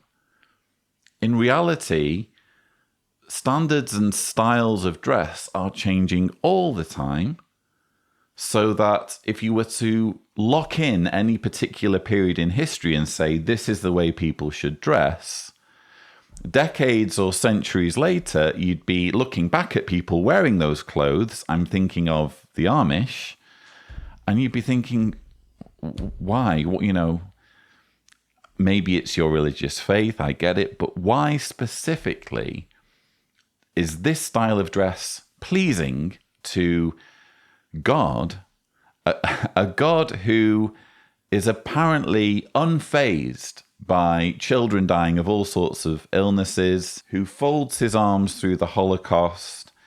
He lets all sorts of injustices and atrocities slip by day, hour by hour, minute by minute. But what he is bothered about, apparently, is what type of clothing we put on our bodies. Let's watch a video. Now, here's the setup. For a long time, a sister raised her 2 children as a single parent, and she did a great job of it. Then, she married a very kind brother. The family has a new head. Let's see how well the sister is adapting to her new role. The last few weeks of family worship have been nice. Right? Yeah. All these things we ask and pray in Jesus' name. Amen. Amen. Okay, this week. We are in chapter 5. Yeah, that's right. And last week Gabe read, so this week. It's Sue's turn. That's right. It's Sue's turn. Okay, the point here is that when it comes. Honey, maybe an illustration would be better. Okay. It's like a bird. Well, hopefully I was able to clear that up for you a little bit, Olivia. Yeah, thank you. Well, actually, Max, that's not true. We had an updated understanding in the recent Watchtower. Thanks.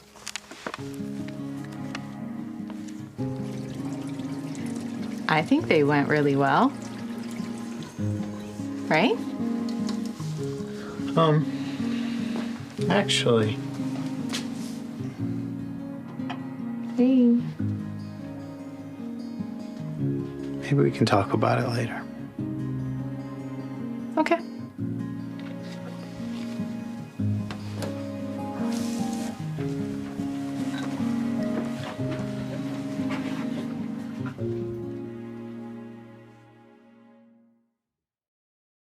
The sister isn't a bad person. Oh, thanks for clearing that up, David. But we can ask, what's she teaching her daughter about the wife's role in the family? And what's her son learning about taking the lead as the man of the house? He hasn't had a man in his life for a long time. Now there is one. It's safe to say that the kids will stand a better chance of having a successful marriage themselves when they see their parents pulling together. It's not really about pulling together, though, is it, David Splain?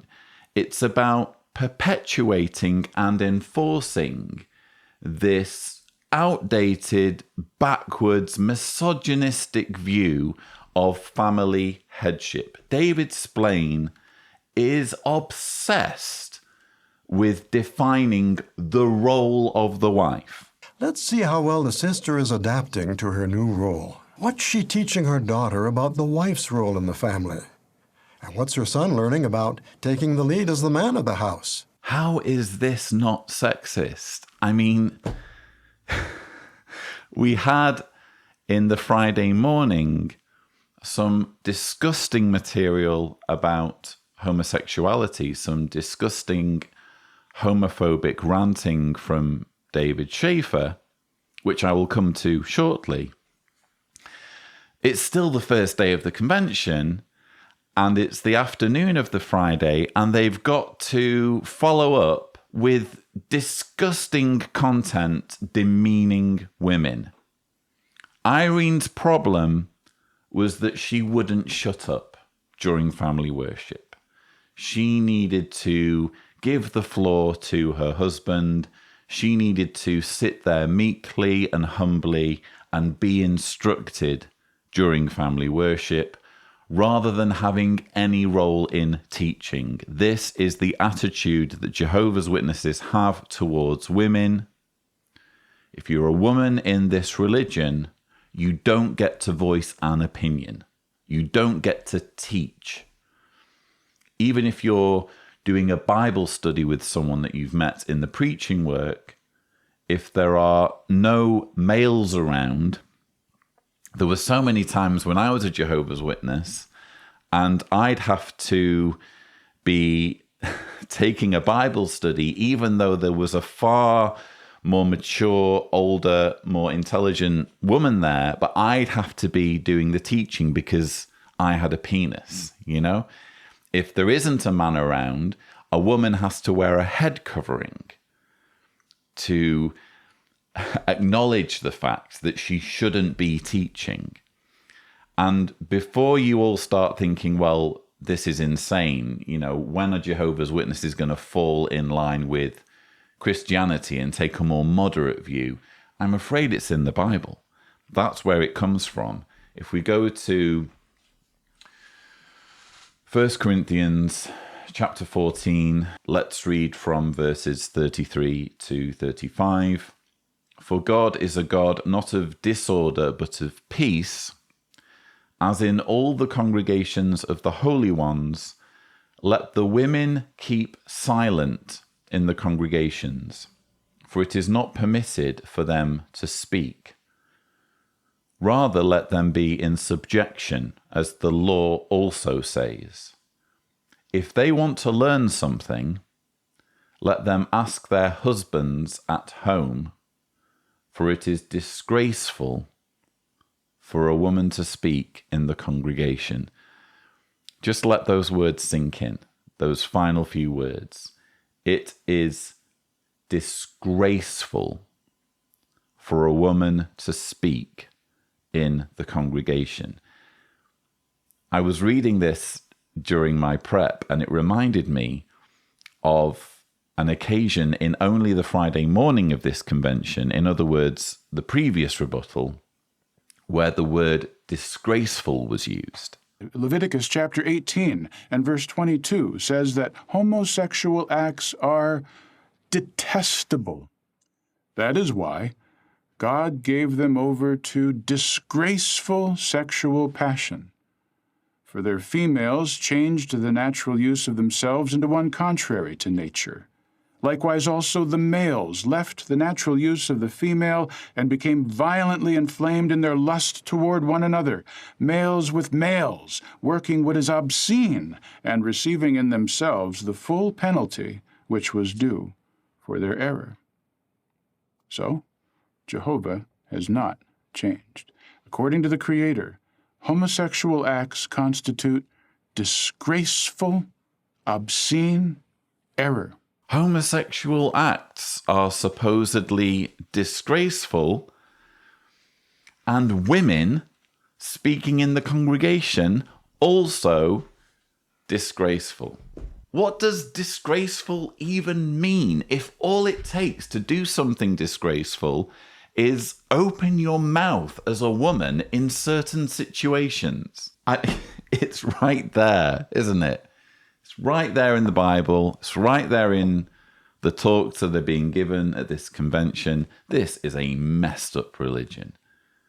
And what's most sobering, to coin a Tony Morris word that he always uses, what's most sobering is that it's rooted in the Bible, you know? I really try not to upset Christians who watch the channel because I really appreciate them tuning in and having their beliefs challenged. But how do you excuse this? The Apostle Paul was a misogynist. He wanted women to be quiet. He thought it was disgraceful for them to speak. And it's this sexist, misogynist mindset that is being invoked by David Splain in this talk. David Splain clearly thinks that it's the role of the wife, so we're talking gender roles, aren't we really? It's the role of the wife in the Jehovah's Witness religion to shut up on religious matters, to not involve herself in preaching or teaching. And as repulsive as this material is, I mean, imagine how enraging this must be to watch this as a woman. Many of you watching this will be women. I mean, my blood would be boiling. It already is. But that's the reality of this religion. So thank you, David Splain, for putting your cards on the table and showing everyone what an awful sexist you are. When it's your family's turn to help clean the Kingdom Hall, or a convention venue, for example, don't leave the kids at home. They're part of the team. Don't go there with half the team. Let them experience the joy that comes from serving others. Let them work along with you. If you're assigned to clean the restrooms, don't complain about it. Verify an example. Your children will learn that when there's work to be done, we just do it. We aren't picky about what we will and will not do. And we don't feel that some jobs are beneath us. Now, this is in line with Paul's counsel, found at Philippians chapter 2, verses 3 and 4. Let's look that up. It's good exercise. Philippians chapter 2, verses 3 and 4. Now, we're thinking about the family as a team here. It says, "Do nothing out of contentiousness or out of egotism, but with humility consider others superior to you, as you look out not only for your own interests, but also for the interests of others." When there's work to be done, someone has to do it. Do I think that I'm so special that someone else has to look after it? Some families volunteer to help with Kingdom Hall maintenance. When the kids are old enough, they can work on other projects like working on an assembly hall. They have a ball. The friendships that you and your young people will forge can last a lifetime. And here's a bonus. When the young people go to a circuit assembly or a regional convention, they'll have good friends to associate with, both young and old, people they've been working with. What about working around the house? Some parents feel that the children shouldn't have to help out at all because they have their schoolwork to do. But their schoolwork is something they do for themselves. How are they contributing to the welfare of the family? How are they learning to serve others unselfishly? It's good for a child to feel that he has an important role in the household and that people are counting on him.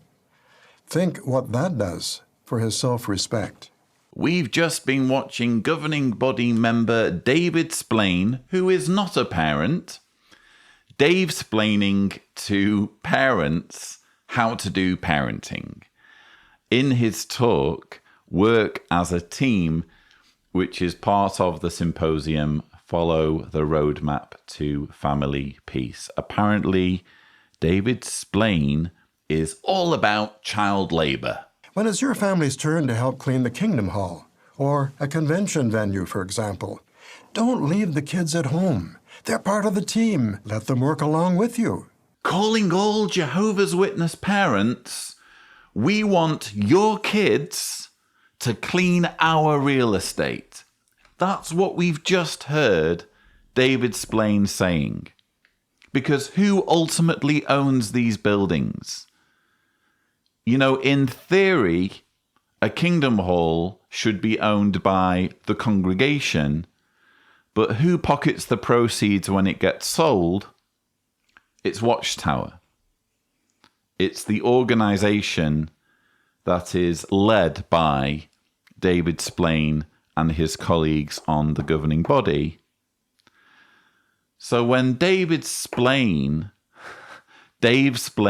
to Jehovah's Witness parents about the merits of children mucking in and doing their share, he's not really talking about something that will greatly enhance their development as human beings.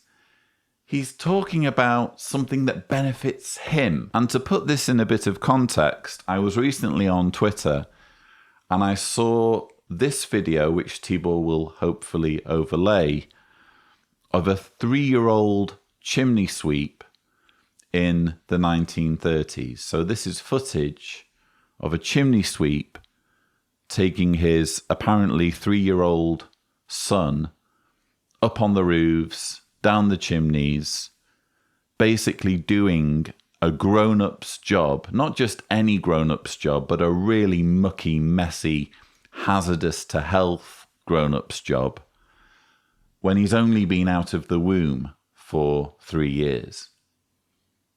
That's child labor. And I think most people watching this can think of examples where they've maybe been on holiday in other countries and they've been in situations where perhaps someone in a shop has served them and you're thinking, you're a kid, you know? What are you doing working at this age? When you are a child, you should be allowed to be a child. You should be allowed to play.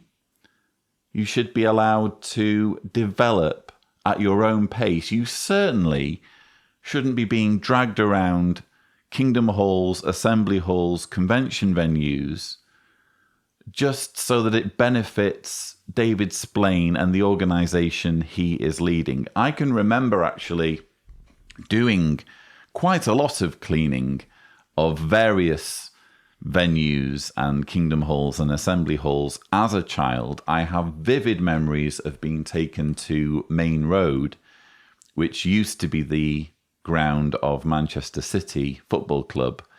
I'm a United fan, so I didn't really enjoy that much.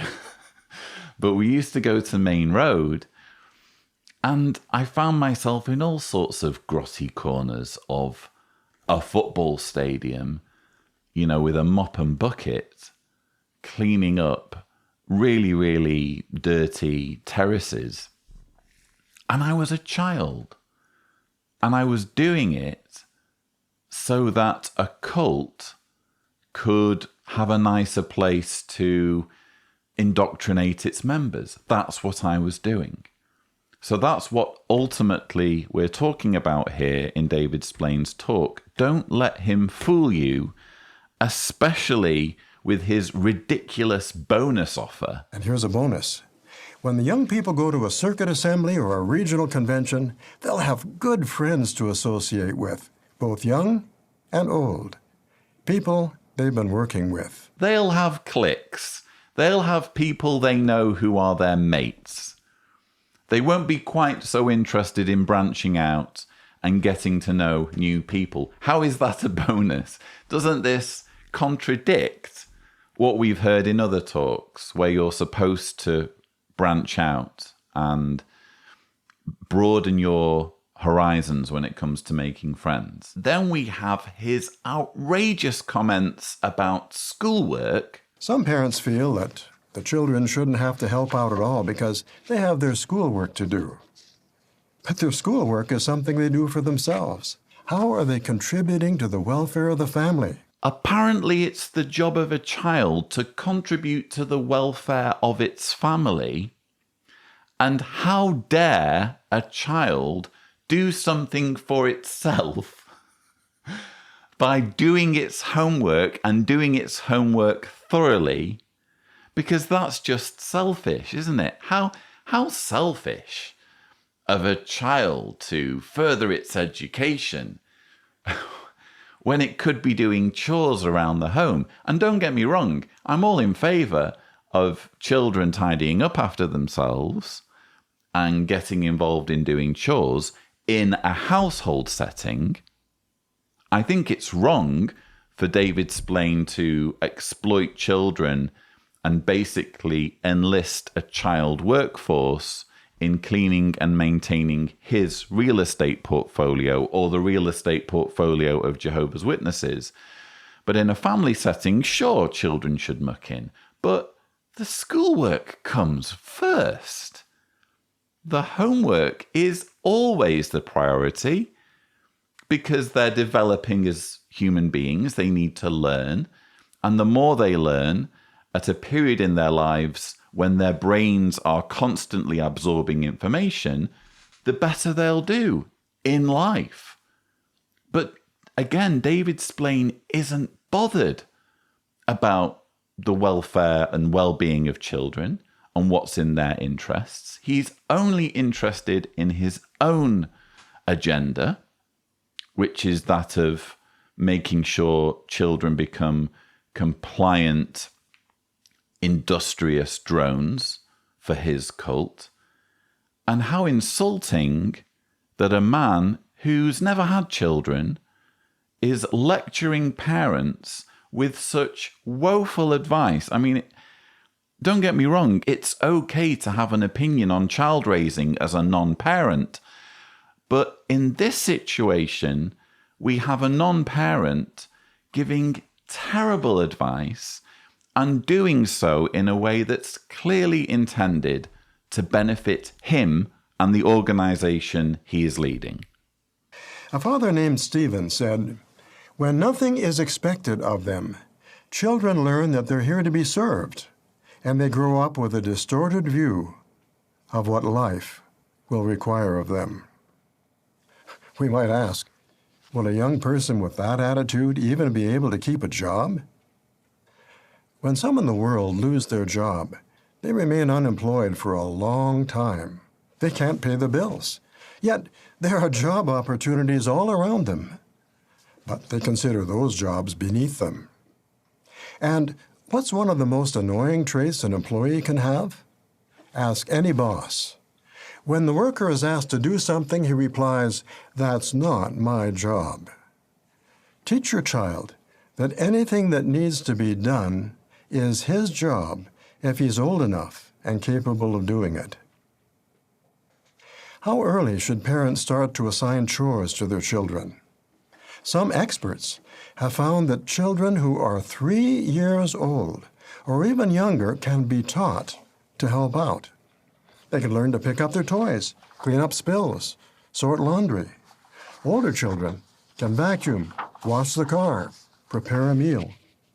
I'm happy to say that many young brothers here at Bethel are excellent cooks, which is often the result of fine parental training. Do you remember the video where Caleb is taught to clean his room and put away his toys? That video was a game changer for many children. They want to be just like Caleb. And now, when you enter their room, you can find the bed. Well, that's an awkward soundbite, isn't it? Coming from a leader whose organization covers up child abuse so that people enter children's rooms and terrible things happen and it all gets covered up because there is a literal database of names of accused child predators that are being kept from the authorities. So thank you for that soundbite, David Splain. I'm sure that's going to age just brilliantly. But yeah, more Dave splaining. I think that's a phrase we're going to have to use more and more because what an arrogant man David Splain is. And clearly he values his ideas and opinions a great deal, including in areas where he frankly isn't qualified to speak. And I can't help but notice him pulling that same old trick of citing unnamed sources in support of his views. How early should parents start to assign chores to their children? Some experts have found that children who are 3 years old or even younger can be taught to help out. Some experts have found. I'm not going to name them. I'm not going to tell you where I've got this information while I'm in the process of telling thousands, if not hundreds of thousands of Jehovah's Witness parents how to raise their children. I'm not going to give you any names or any publications. Just trust me, because I'm David Splain. Why would I lie to you about this?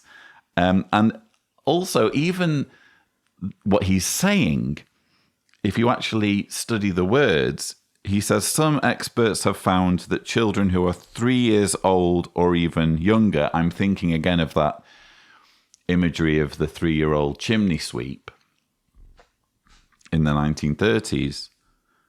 Some children who are 3 years old or even younger can be taught to help out. Doesn't mean should. Doesn't mean should be taught to do everything or any job that comes up. I have a 3-year-old daughter, and we're teaching her to tidy up her toys, but we're not going to stick her on the vacuum cleaner. We're not going to have her sorting the laundry. We're not going to view her as kind of a staff member for the family. She's a child. And Julia will be given the opportunity to blossom as a child and enjoy her childhood and enjoy playing. This is what the governing body don't seem to get because, again, they're not parents, apart from Tony Morris. We've heard Stephen Lett complaining about how much children play. Jesus was saying that adult people were acting like children. Children love to play. So the negative trait of young children is that they prefer play over responsibility. Think about it. The vast majority of the waking hours of a small child are spent playing. Play, play, and more play. Most of their life is fun and games. Children playing is apparently a lamentable thing, a thing that ideally they shouldn't be doing. That's the mentality of the governing body, of people like David Splain, of people like Stephen Lett. And that's the mentality they bring to the table in thrusting their ignorance on parents and telling parents how to raise their children. Heaven knows what generations of Jehovah's Witnesses are going to turn out like, who are products of this advice. I mean, thankfully, I like to think that most parents will take all this with a pinch of salt. They'll maybe think, well, bless him. You know, we take on board your advice, Brother Splain, but we'll decide for ourselves how to raise our children. Thank you. I hope that that's the attitude with which his Dave Splaining is greeted. But here is a man who is clearly not living in the same world as everyone else. I think that's painfully obvious when he talks about some in the world losing their job. When some in the world lose their job, they remain unemployed for a long time. They can't pay the bills. Yet there are job opportunities all around them. But they consider those jobs beneath them. When was the last time David Splain had to hold down a job? That would be my question. If he's ever had a job, it would have been in his younger years before he became a circuit overseer. I think he was a circuit overseer back in the 70s, if memory serves. So we're talking decades since this man, if he's ever had a job, would have been in employment. And here he is talking about the proper attitude to work and what attitude is required for holding down a job. Interesting that he refers to people in the world. When people in the world lose their job, they remain unemployed for a long time. Well, can't the same be said of Jehovah's Witnesses? Why are you suggesting that this is only something that would affect people in the world? Are you suggesting that people in the world are more likely to lose their jobs and remain unemployed for a long time because they don't have the fabulous attitude towards work that Jehovah's Witnesses have? That seems to me to be what he's suggesting. But suffice to say, his advice here, just as with his advice, his unsolicited advice on parenting, is hopelessly backwards, hopelessly ill-informed, and ultimately hopelessly self-serving.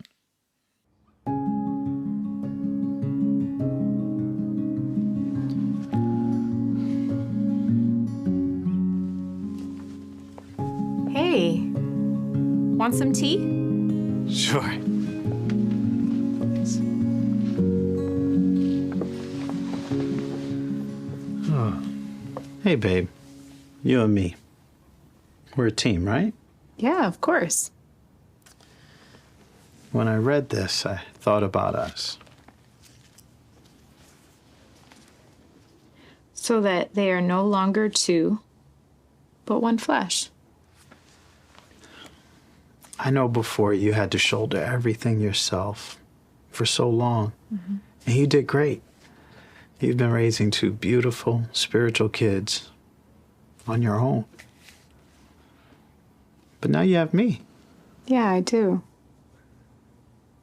So, do you think sometimes we're not a team? Well, it's just sometimes during family worship. I get excited and I jump in, I know. I'm just so used to doing it after all these years. I know you're not trying to take over. And listen, I love the way you teach. I see how you can reach the kids in ways that I can't. Just let me guide it. And I'll make sure you can do that. Thanks, honey. Thanks for your patience. No, thank you for your patience. I'm a work in progress, but we make a great team. Why don't we look at what we're going to cover before our next family worship? That sounds great.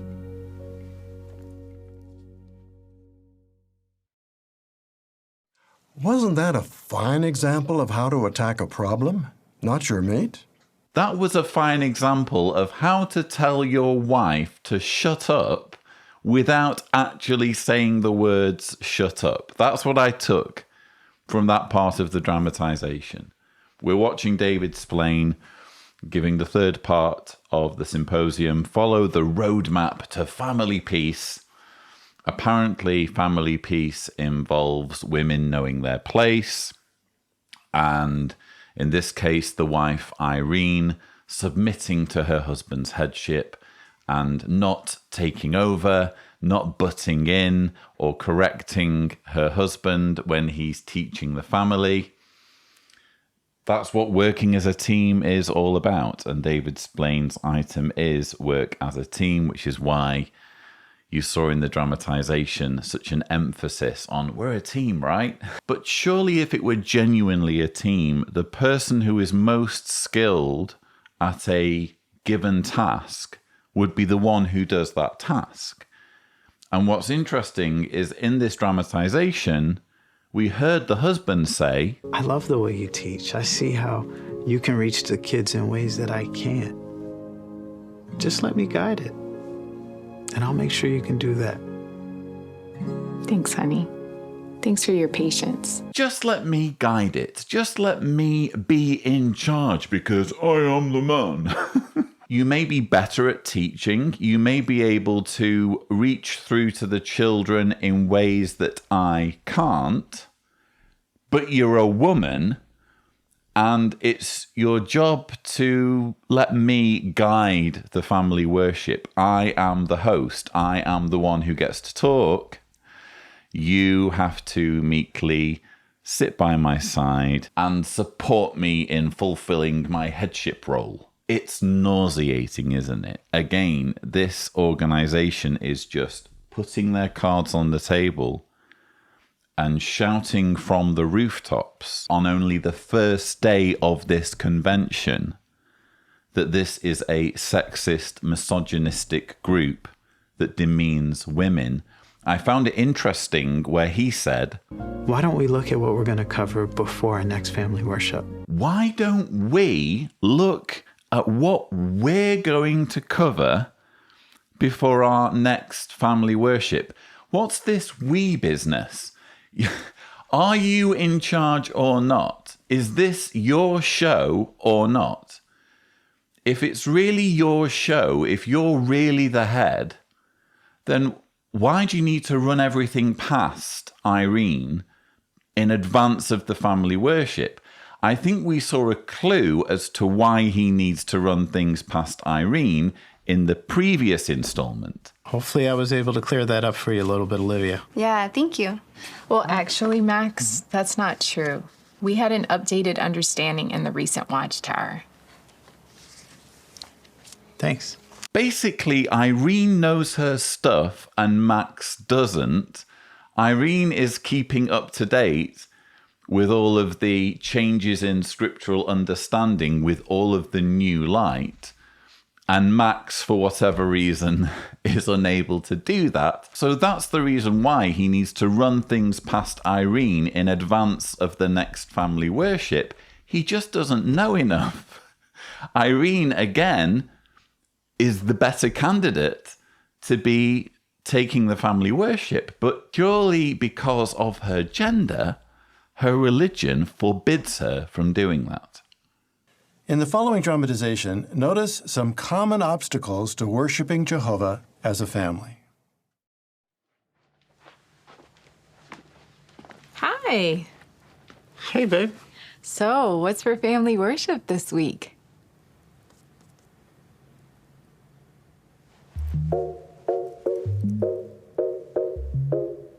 I think I got some good ideas. Yeah? Mm-hmm. Thank you for reading that. Let's just go ahead and ask the question. Just do that. So paragraphs 13 and 14, how can we be generous?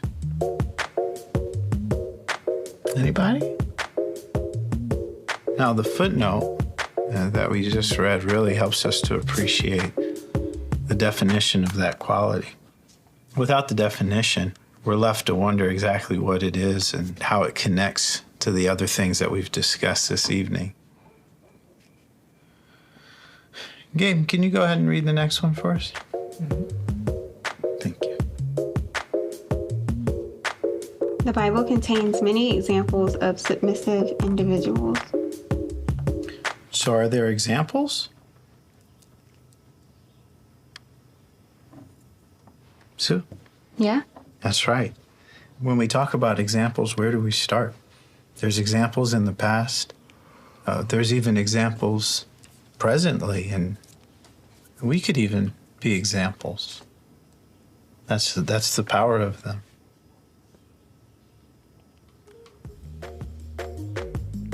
Let's keep going.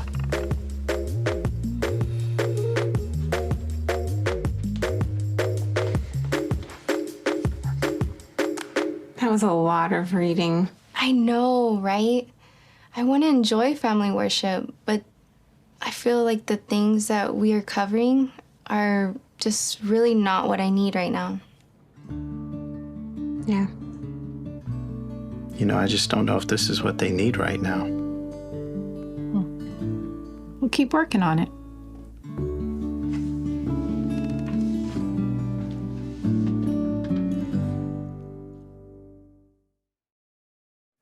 I think we'd all agree that family worship was difficult to watch. It was uncomfortable for everyone. As are most family worship sessions, if we're honest, John Ekron. John is taking us through the symposium piece, Worship Jehovah Together, as part of the overall theme, Follow the Roadmap to Family Peace. And the dramatization we've just watched is supposed to be how not to do a family worship. Previously, it was Irene who was doing the family worship, at least for, I'm trying to keep up with the names, Olivia and Gabe. And we've established that she was actually really, really good at doing the family worship. And at least Olivia and Gabe seem to respond well to her way of teaching. But because she's a woman, she's just got to sit back while her husband Max fumbles his way through the family worship and clearly isn't cut out for that sort of instructional or teaching responsibility. This was actually quite triggering to watch because, like many of you watching this, family worship was a part of my Jehovah's Witness upbringing, and quite frequently I would be bored despite the best efforts of my parents to indoctrinate me as a Jehovah's Witness, because let's face it, that's all a family worship session is. It's supplemental indoctrination in addition to the indoctrination you're receiving at the Kingdom Hall and at the assemblies and conventions. The governing body wants families to sit around their kitchen table and take in yet more indoctrination. And I can remember sitting in our living room as a child or as a teenager.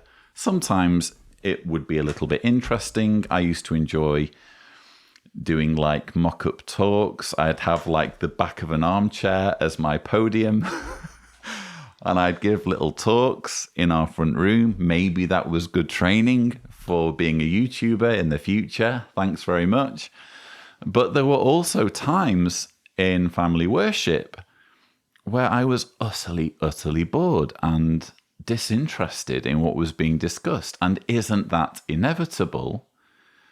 Because there's so much repetition involved in Jehovah's Witness propaganda. You're hearing the same things over and over and over again. That's the nature, quite frankly, of religious indoctrination. If you repeat a lie enough, if you repeat nonsense enough, eventually some of it's going to sink in.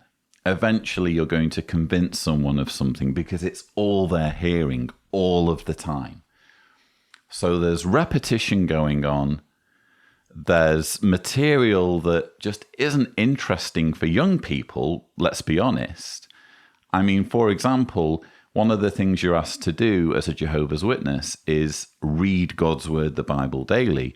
Well, there are whole chunks of the Bible that are unbelievably boring. The instructions for making the tabernacle, the list of names for the tribes of Israel. I could go on. There are entire swathes of the Bible that are basically unreadable, or about as readable as a phone book, quite frankly.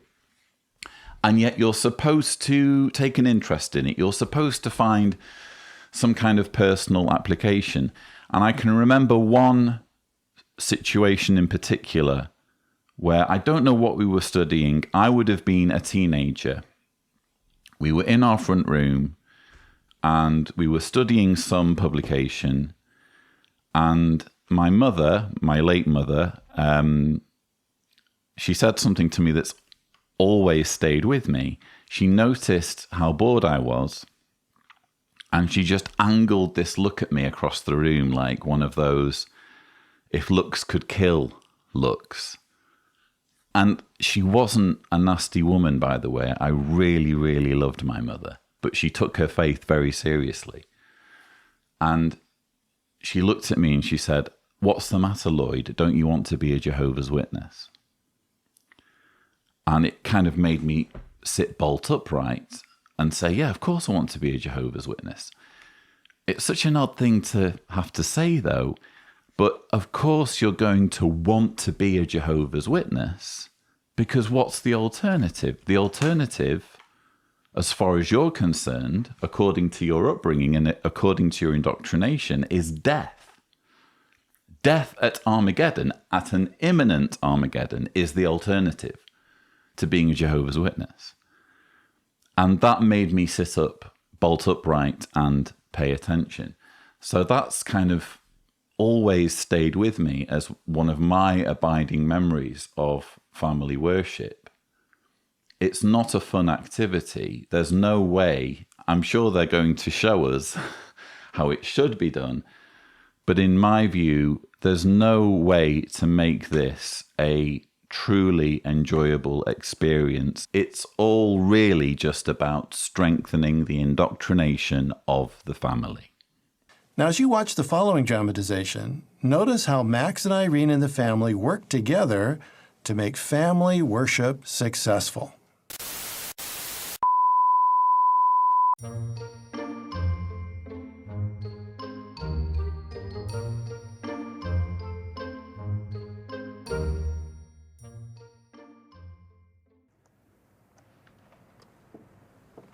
March 15th, 2014 Watchtower. Family worship, can you make it more enjoyable? The worship of Jehovah should not be boring. Address the needs of each family member. Babe, what do our kids need? What's actually going on in their lives? Family worship needs to include that. Maybe we need to pay more attention to what's going on with them. Talk to them. Listen to them. I'm going to send you a link to a great Watchtower article. Ooh, he's a smooth talker, isn't he? I can't wait to read it. Seriously, you two, get a room already. Max and I changed our approach. We found out what mattered to our kids. Like friends. Adjusting to a blended family. Dating.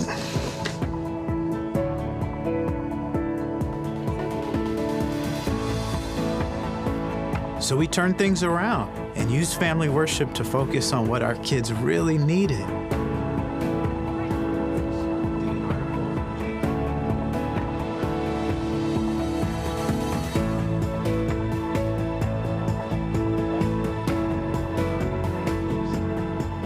And to prepare ourselves for possible future trials.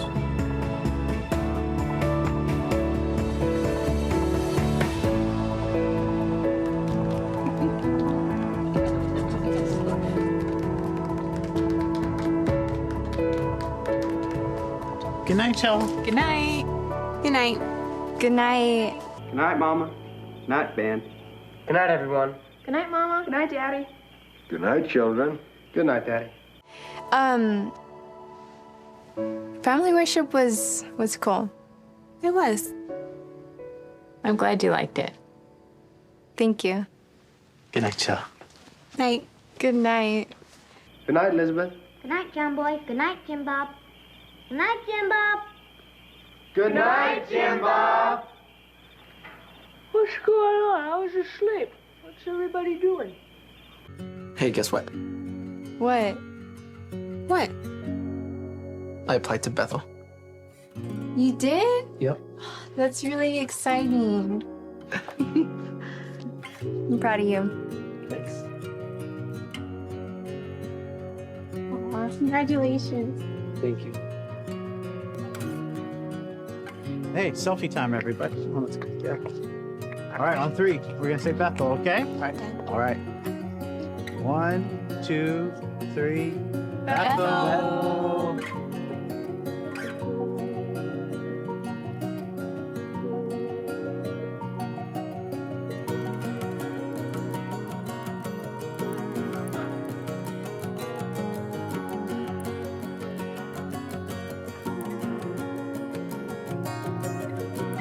We've come a long way.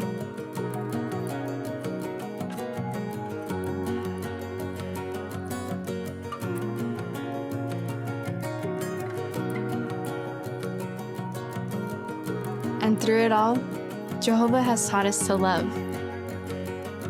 And He's given our family peace. This is a cold place, alone with you. Such a cold, cold place. This is a cold place, alone with you. Such a cold, cold place.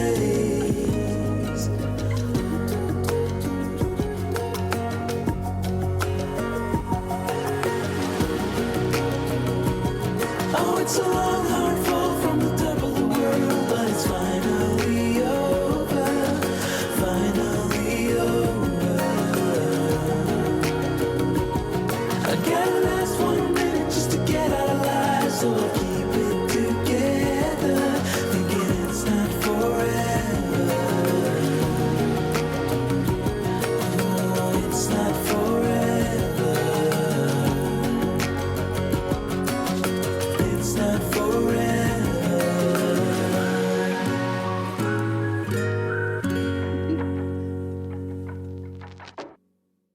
Yes, it's smiles and high fives all round as this family gets its act together with family worship and Gabe gets accepted for Bethel. I found it interesting that in the previous part of the dramatization where they were showing how not to do family worship, we actually got to hear what they were saying, and it was based on how clumsy it was in terms of the questions being asked and how irrelevant the material was. It was based on that the audience was encouraged to form the conclusion that this is not how to do a family worship. Then when we switched to how a family worship should be done, it's music and you don't hear what's being said. So you can't compare what's different in terms of the actual content of the family worship, which, if you think about it, it's really quite manipulative, isn't it? It's just saying,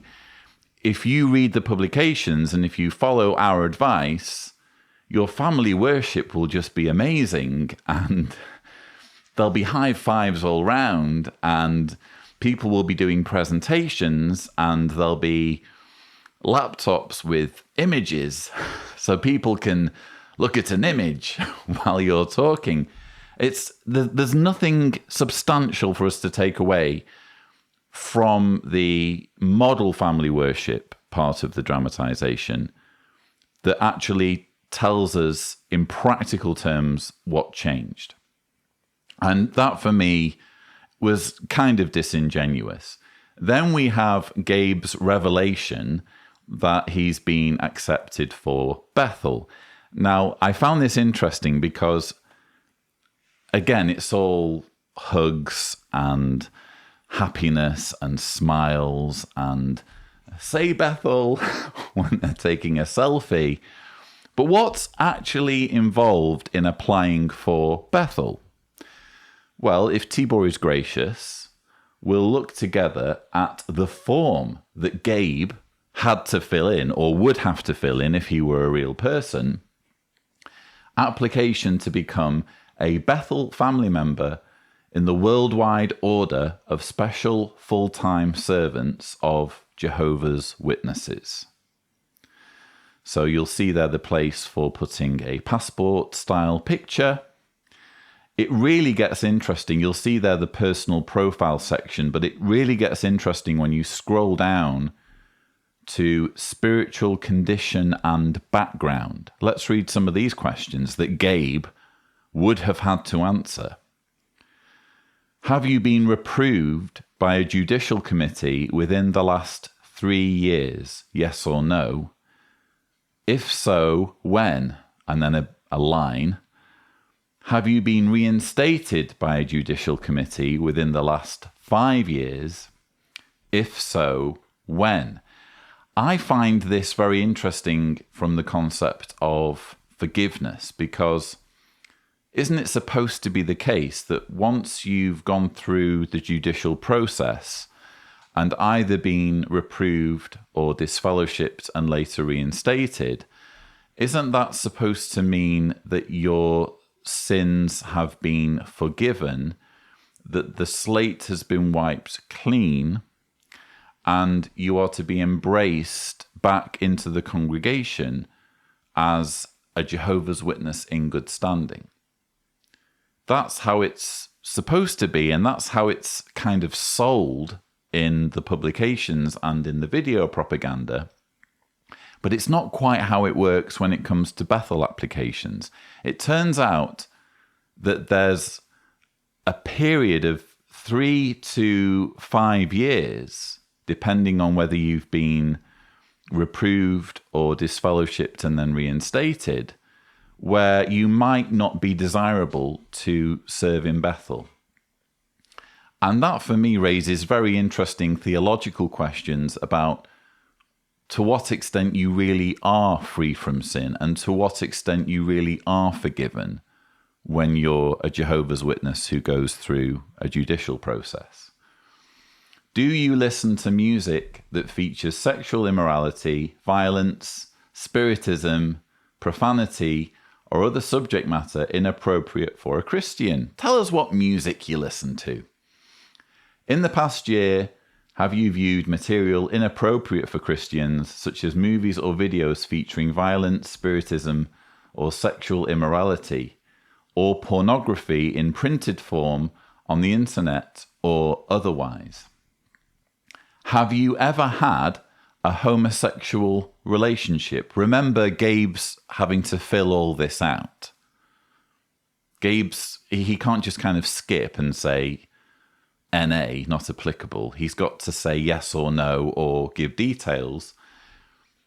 If you answer yes, please explain, and then there's a big long line where he needs to explain his homosexual relationship if he's had one.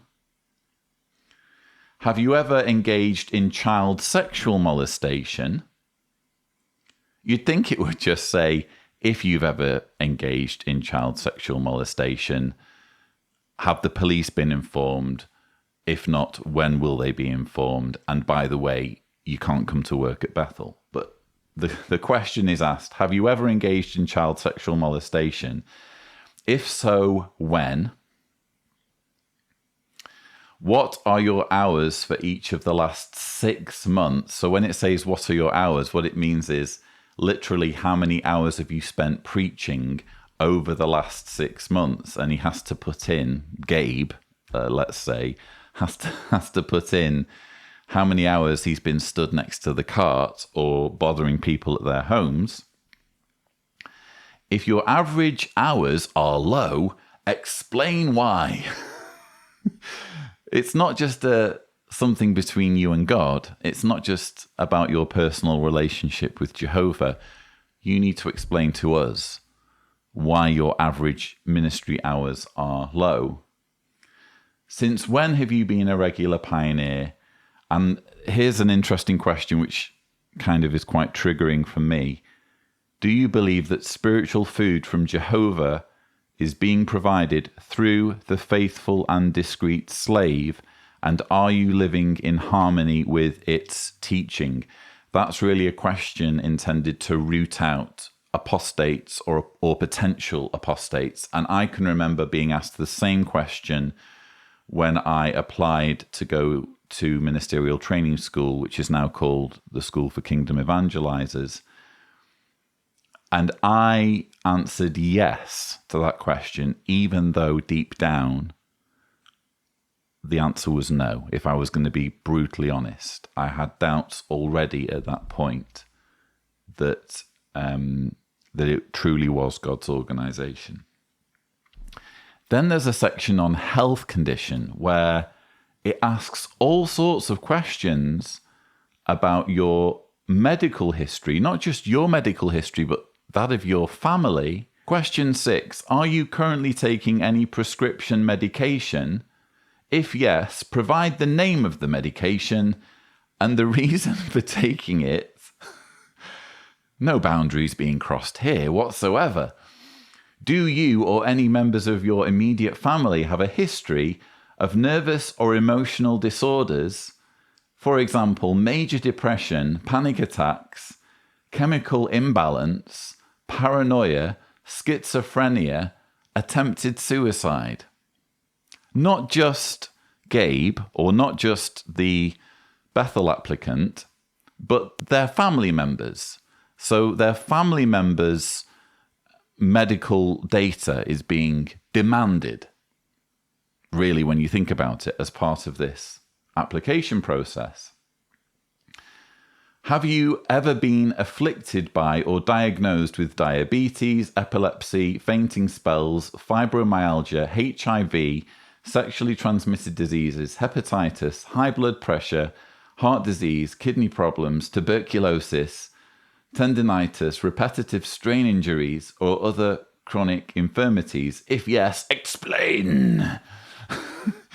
Are you in need of, or are you receiving orthodontic treatment or any other extensive dental treatment? Give us your dental records or summarize them in the If Yes, Explain section. And then it gets really interesting when we scroll down to page 4 of this document. It's a 4-page document for applying to Bethel. He's applying to work for free at Watchtower or Jehovah's Witness facilities. He's not being paid. He gets like a small allowance, peanuts basically. But Bethel or the organization are getting so much from this applicant, and yet they're asking all of these questions and they're being so demanding. Material below concerns the Congregation Service Committee. The Congregation Service Committee, think of it as the nucleus of the body of elders. So you have the coordinator of the body of elders, you have the service overseer who's responsible for organizing the preaching work, and you have the congregation secretary. So those are the three on the service committee.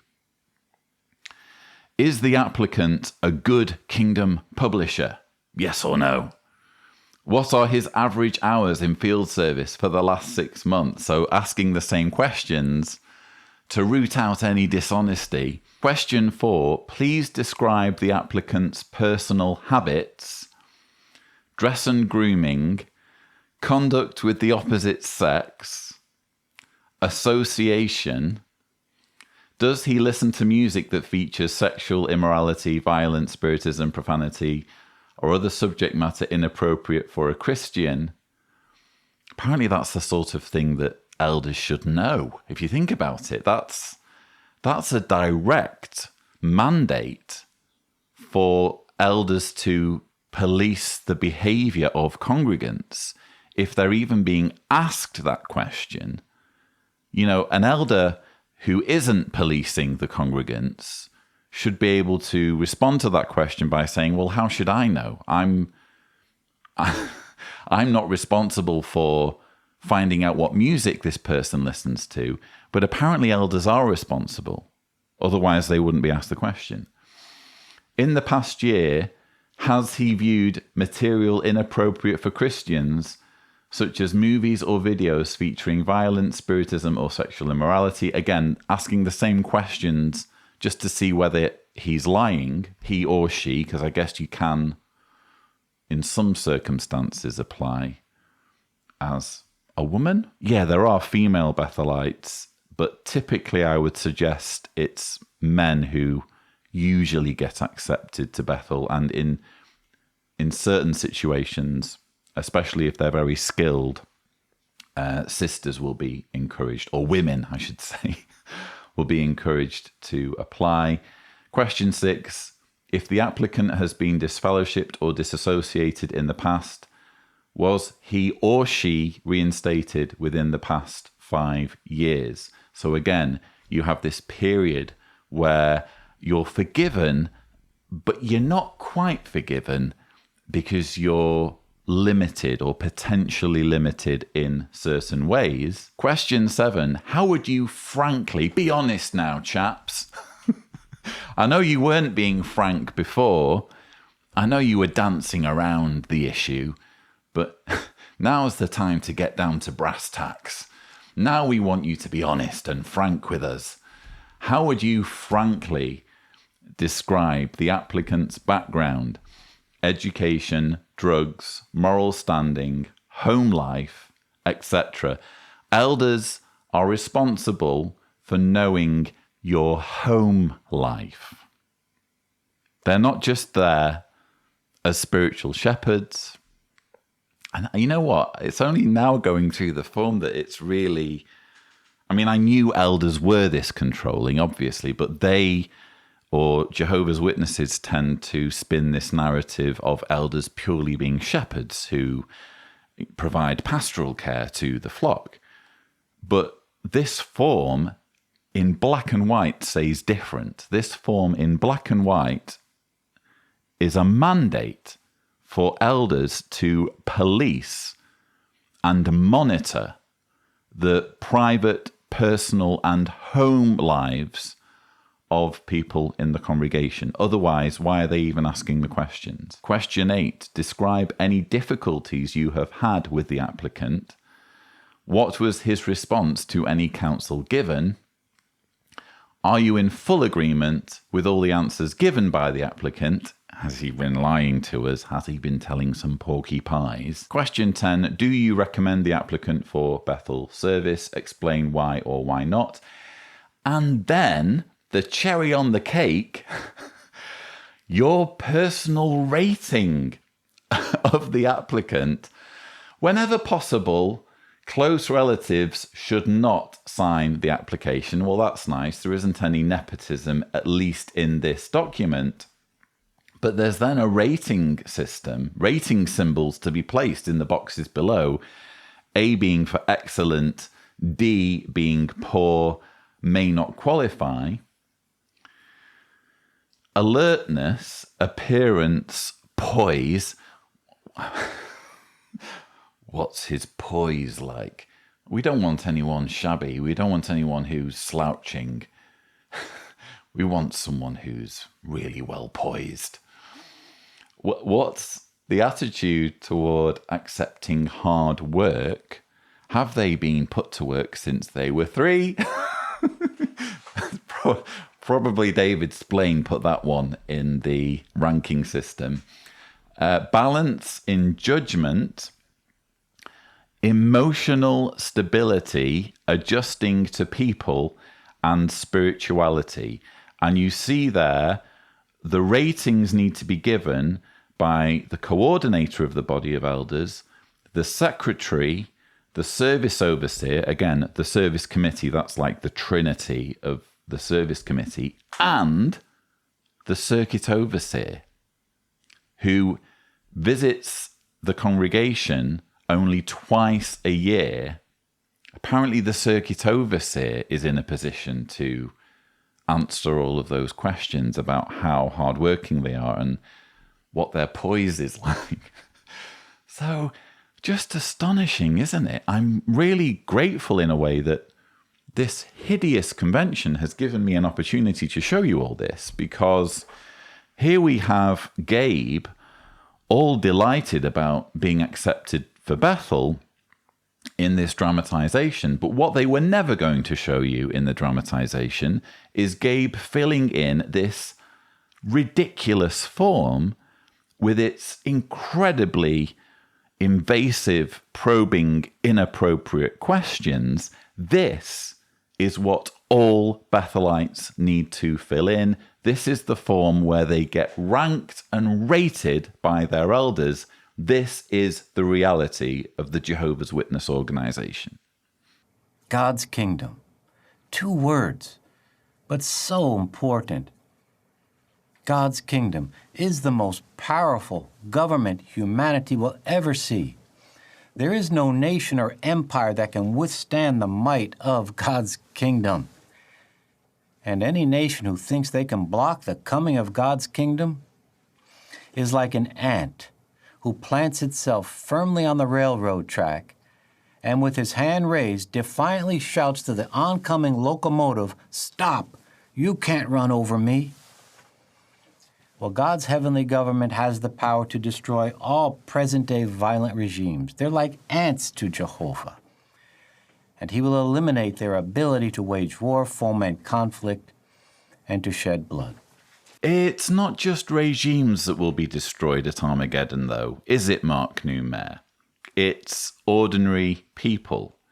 It's ordinary men, women, children, babies who've committed the crime of not observing the authority of the governing body.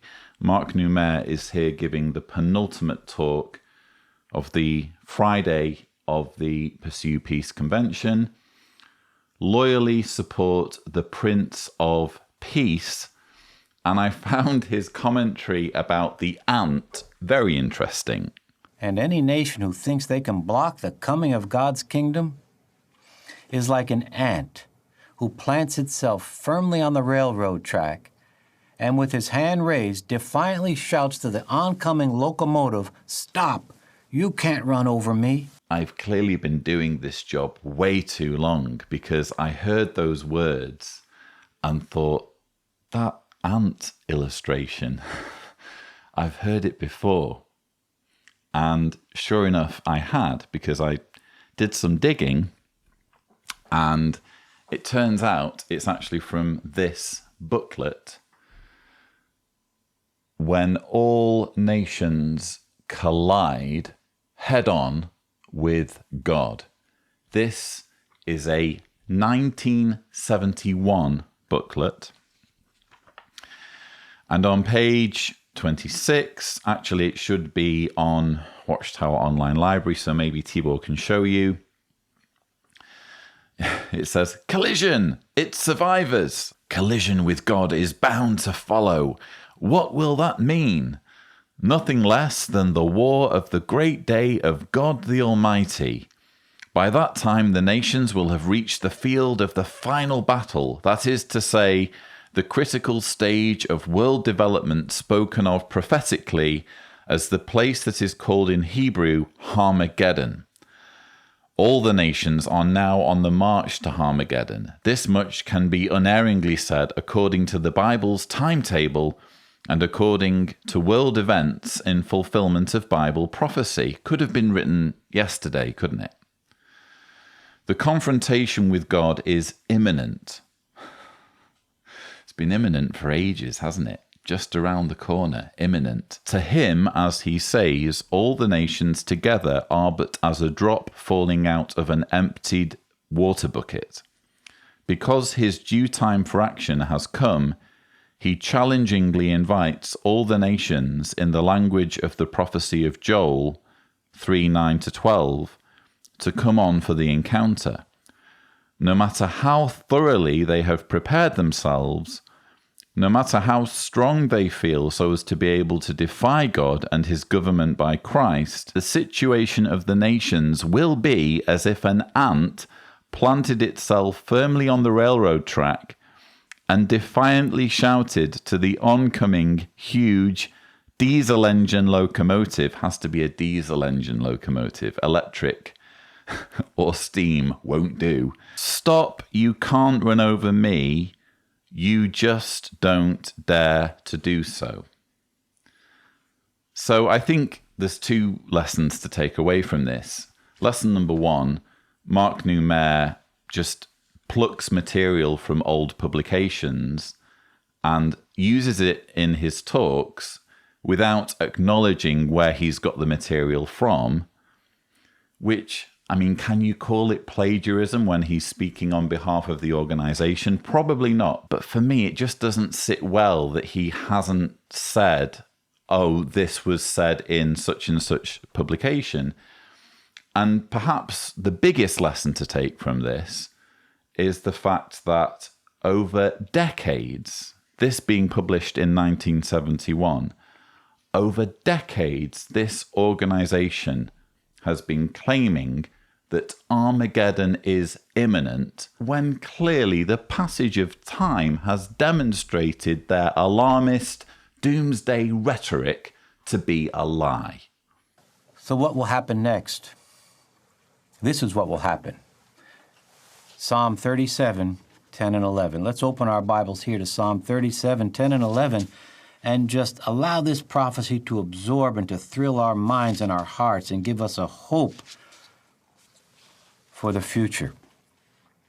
Verse 10, Psalm 37. Just a little while longer, and the wicked will be no more. A little while longer. You will look at where they were, and they will not be there.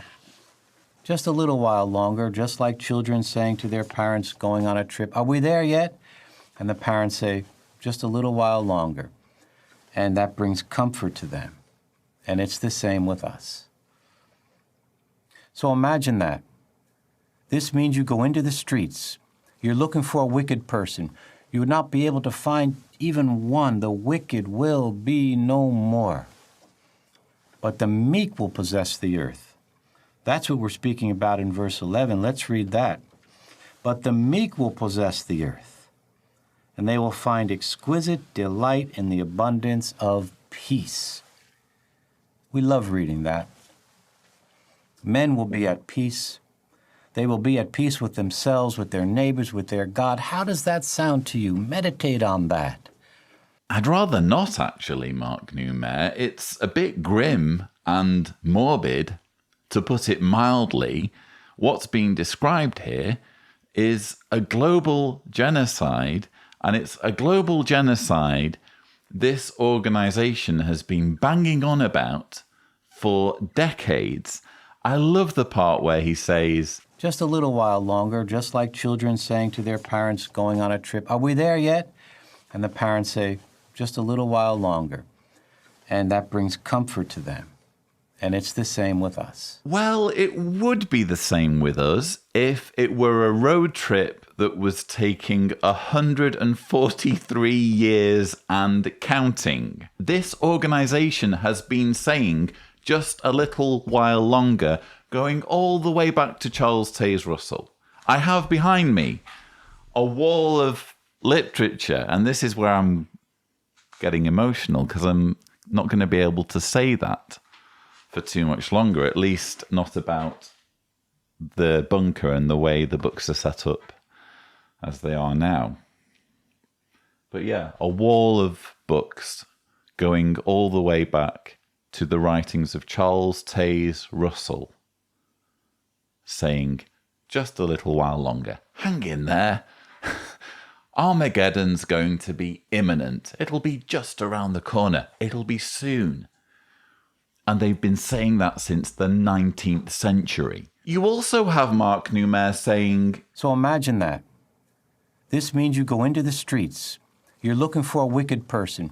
You would not be able to find even one. The wicked will be no more. Maybe this hypothetical person just isn't looking hard enough, because there'll be plenty of people, all right. If there are streets, bearing in mind that the idea is to terraform the earth into a paradise, so there won't be any streets in paradise unless you're living in one of David Splain's paradise cities, which he hasn't explained. But if there are streets left behind from Satan's system, there'll be plenty of people in those streets. They'll just all be dead. Why am I even laughing?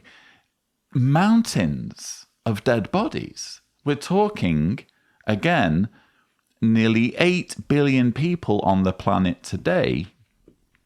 Imagine walking through the streets in places like New York or London or LA or Hong Kong or Sydney. Name any big city or, frankly, any large town or village. Dead people everywhere, slaughtered for the crime of not following Mark Neumeyer's bosses, the governing body. And all of this is supposed to be a vision for the future that will absorb and thrill our minds and our hearts and give us a hope. So how can we show our loyal support for the Prince of Peace? Please watch the following video and notice the different ways we can do this right now. I am no part of the world, but is the world a part of me? I'm pressured every day to get involved in political issues that affect me socially.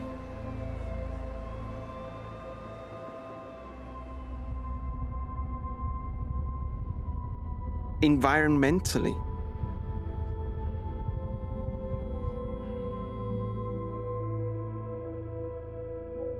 And economically.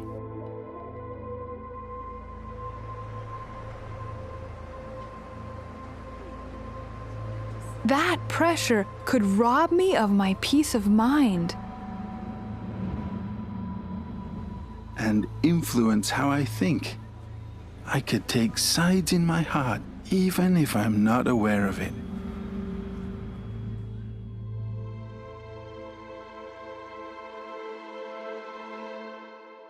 But I know that Jehovah will care for all of mankind's concerns.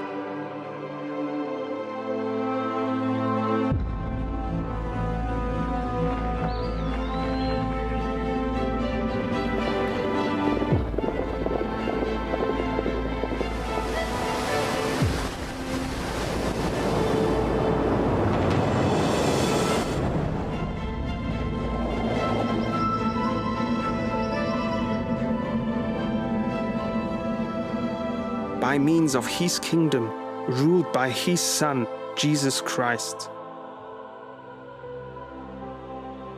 I show my support for him in my prayers. In how I think and feel.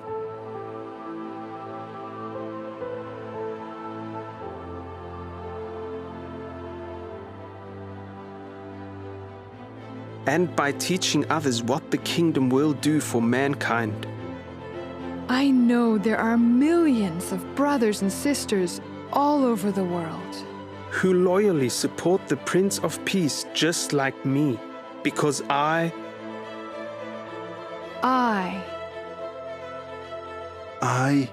am no part of the world.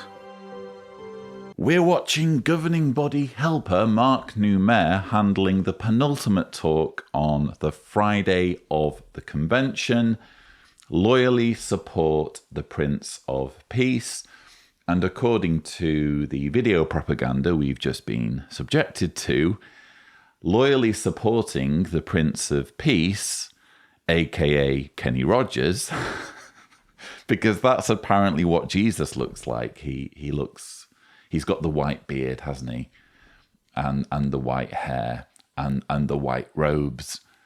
And it's Kenny Rogers. Who knew that the Prince of Peace is a deceased country music legend? So anyway, the way to support the Prince of Peace is by being indifferent to social and environmental issues. That's the lesson we take home. If you've been wondering, perhaps as someone who's never been a Jehovah's Witness, what is the Jehovah's Witness stance on climate change and environmental issues? Arguably, environmental issues and climate change are among the most pressing things for us to be thinking about at the moment, because we live on what is effectively a spaceship that's flying through space. And if this environment is compromised in such a way that it's no longer habitable for humans, or humans are dying because the planet is so unstable in terms of its climate and atmosphere and so on, well, what's the point of anything else? What's the point of art, culture, the economy, politics? If we literally can't live on the planet and enjoy those things, what's the point? And the Jehovah's Witness answer to this is to fold your arms and say, oh, well, one day God's going to fix all of this, so we don't need to worry about it. In fact, it's not just a case of we don't need to worry about it. It's a case of there's something wrong with you. If you are worrying about it, you need to correct your thinking. Because if you are concerned, if you're identifying problems in the world around you, whether they're societal, whether it's to do with inequality, whether it's to do with environmental issues, if you are mentally engaged on any level with any of these issues, to the point of having an opinion, heaven forbid, then you are not neutral, you're not no part of the world, and you're not supporting the Prince of Peace. If we truly believe in the good news of the kingdom, we will not do anything that hinders our ability to tell it. Once again, it's so important. If we truly believe in the good news of the kingdom, we will not do anything that hinders our ability to tell it. Thanks so much, Mark Newmair. I didn't hear you the first time. Why? Well, let's find out. Let's open up to Peter's words himself. 1 Peter chapter 2 and verse 12. 1 Peter chapter 2 and verse 12. Peter helps us here with why we need to maintain our conduct properly. 1 Peter 2:12. Maintain your conduct fine among the nations, so that when they accuse you of being wrongdoers, they may be eyewitnesses of your fine works, and as a result, glorify God in the day of his inspection. So Peter had to learn this. But do we see the connection? Our actions and words are directly linked to Jehovah. When people see us, they see a people that worships Jehovah. And when people hear us, they hear a people that worship Jehovah. Imagine how our freeness of speech to speak about God's kingdom would be hindered if we were to voice a position for a political issue. And it can happen so easily. It can happen at work or at school with relatives and so forth. Satan sets the trap masterfully. He's just waiting. If he could only make us chop off the ear of anything in this world that causes hurt and indignation in our heart. If he can hook our heartstrings by getting us emotionally charged, he can then step back and reel us in. The new world, our hope for true peace, it all starts to fade into the background. Don't give him that chance. Two things stood out for me in this part of Mark Noumer's talk, Loyally Support the Prince of Peace. I found it incredibly hypocritical when Mark Noumer started talking about freeness of speech. Our actions and words are directly linked to Jehovah.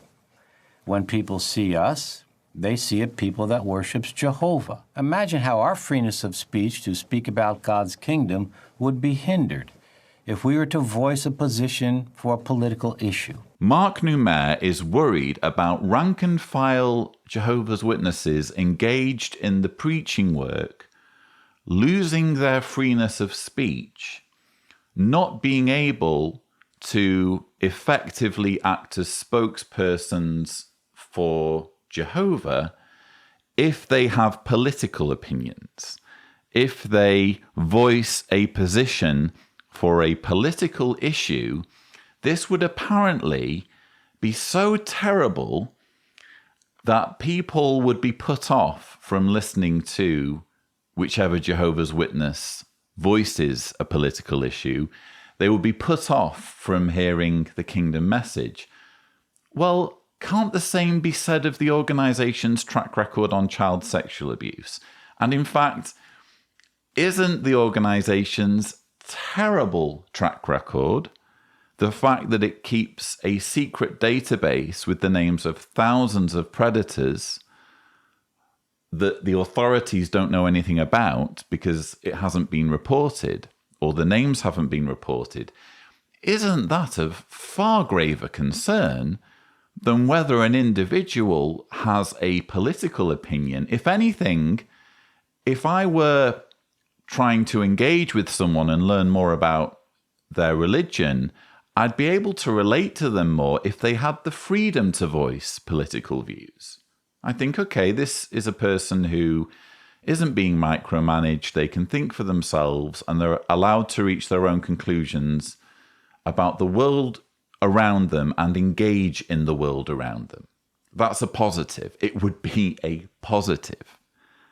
A negative would be an organization with a terrible track record on child sexual abuse, an organization that mandates shunning even in the family so that mothers and fathers aren't speaking to their children or vice versa, and brothers aren't speaking to sisters, etc., and an organization that persuades people to die rather than accept blood transfusions. I could go on. All of those things are far more damning and make it far harder to take this organization seriously than an individual voicing a political opinion. Then you have Mark Noumer saying, if he can hook our heartstrings by getting us emotionally charged, he can then step back and reel us in. Of course, Mark Noumer is here talking about Satan. Satan is apparently hooking our heartstrings by getting us emotionally charged, trying to get us to take sides. But couldn't he just as easily be describing Jehovah's Witness propaganda? Isn't Jehovah's Witness propaganda emotionally charged? Isn't Jehovah's Witness propaganda, with its sentimental, dramatic music, intended to hook our heartstrings? So again, you have hypocrisy. Apparently, emotional manipulation is bad when it's Satan doing it, but Jehovah's organization or the governing body, it's totally fine. They get a free pass. Jesus taught us that Satan is the father of the lie. We recall that he deceived Eve, a perfect woman. He lied about our precious Jehovah. Now, you're familiar, many of you, with Revelation chapter 12. I invite you to find that. Revelation chapter 12. And in this chapter, verses 7 and 8 address the fact that the war broke out in heaven.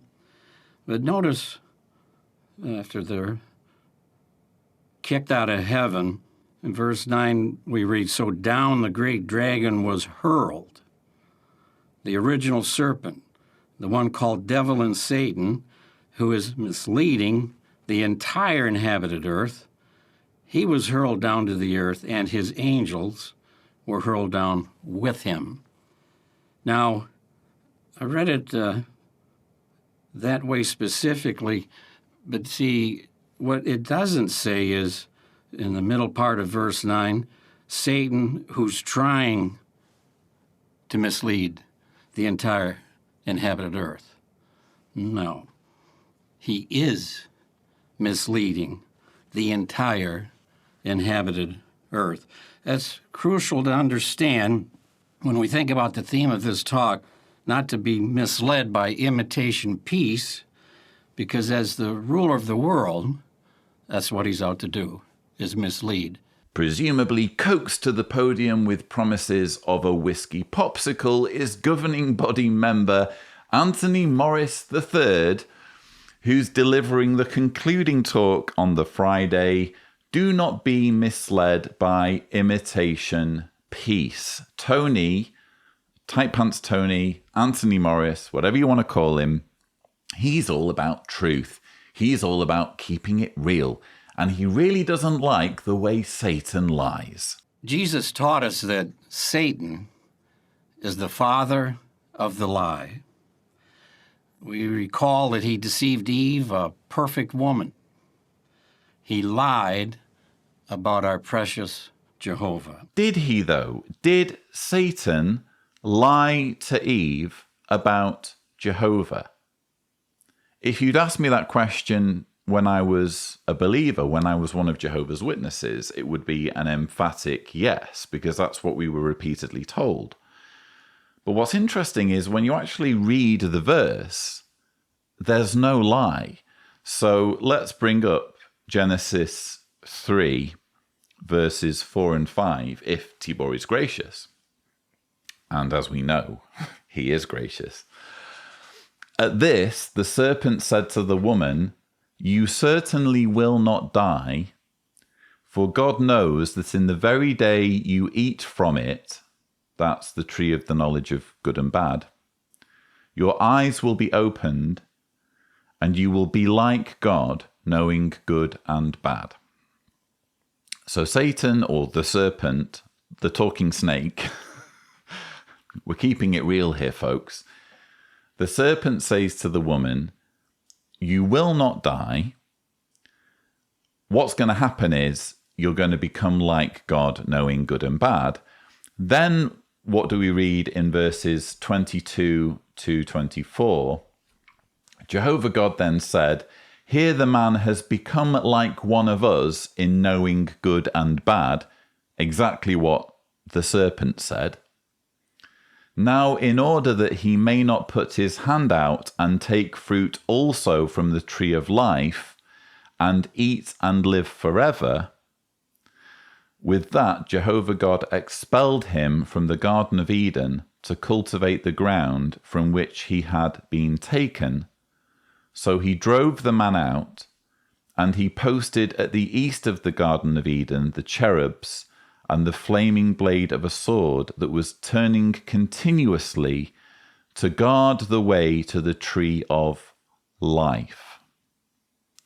So what I never really got my head around, or what I was confused about as a Jehovah's Witness, and maybe this will apply to one or two Jehovah's Witnesses watching, there were two trees in the Garden of Eden, supposedly. I mean, I don't think any of this happened, but taking it at face value, there was a tree of life, and when Adam and Eve ate from it, they lived forever. And there was a tree of the knowledge of good and bad, which would make them like God in knowing good and bad. They were allowed to eat as much as they wanted from the tree of life, which gave them eternal life, but they weren't allowed to eat from the tree of the knowledge of good and bad. So when Satan said, "You will not die by eating from the tree of the knowledge of good and bad," he was telling the truth. Because so long as they were still allowed to eat from the tree of life, they would be living. They would continue living indefinitely.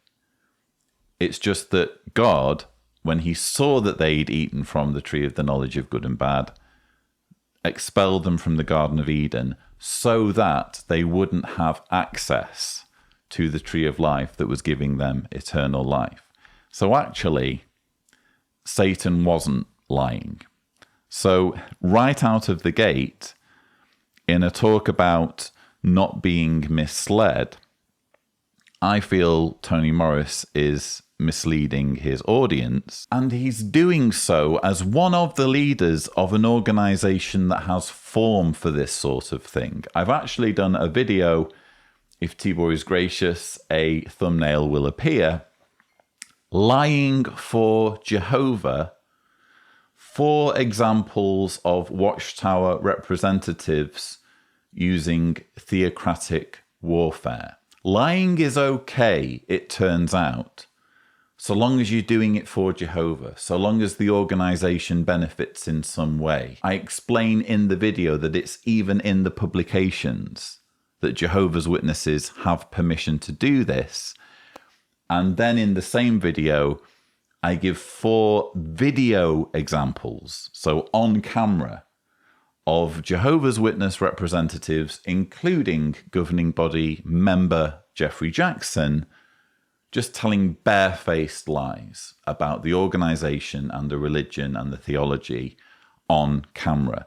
So extremely hypocritical for Tony Morris to be bleating about lies and being misleading when he is part of the leadership of an organization that routinely misleads millions of people. So Matthew chapter 4, then Jesus was led by the Spirit up into the wilderness to be tempted by the devil. After he had fasted for 40 days and 40 nights, he felt hungry. And the tempter approached and said to him, "If you are a son of God, tell these stones to become loaves of bread." But he answered, "It is written, man must live not on bread alone, but on every word that comes from Jehovah's mouth." Isn't that a beautiful rebuttal? See, Jesus refused to trade his peace for material things, and in this case, bread, even though he was hungry.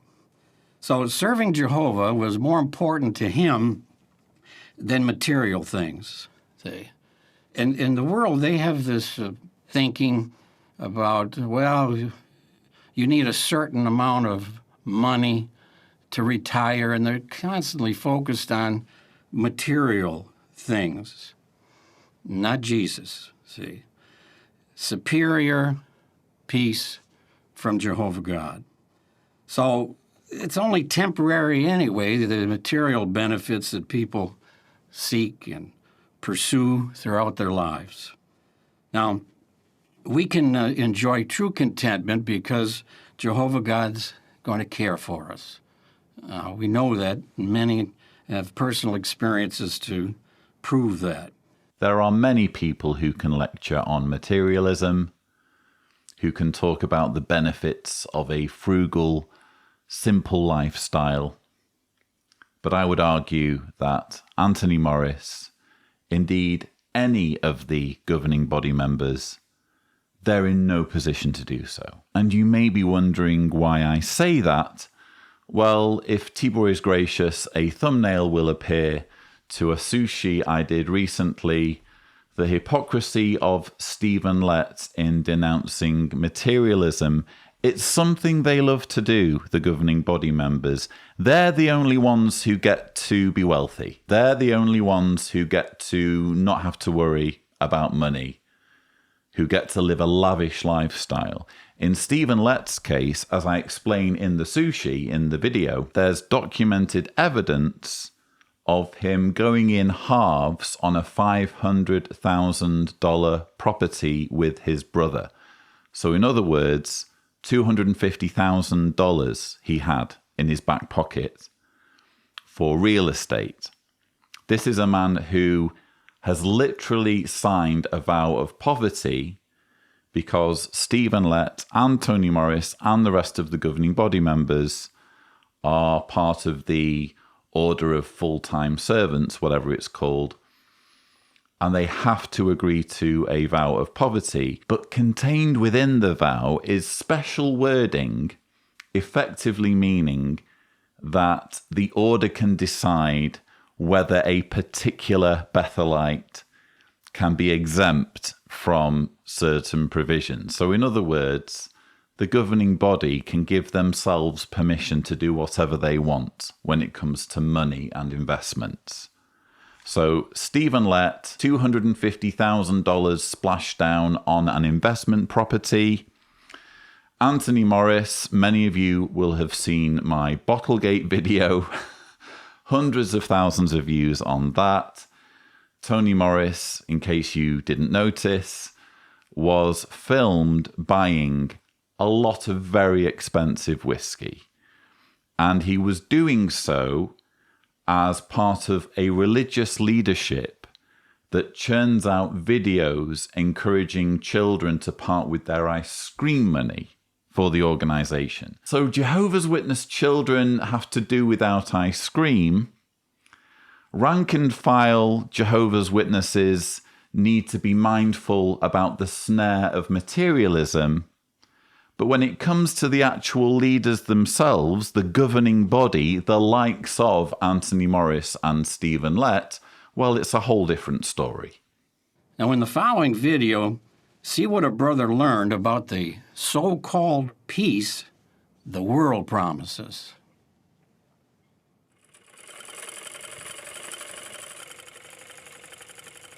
As a family, we were doing very well spiritually.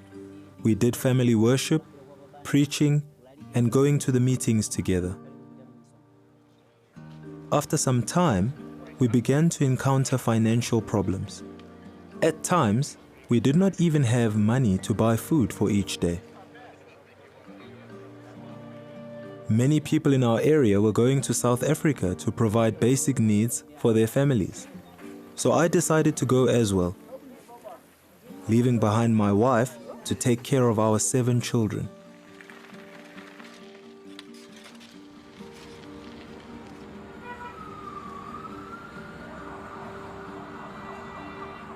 This affected me spiritually because I did not know the language, I was unable to preach, and I did not benefit from the meetings.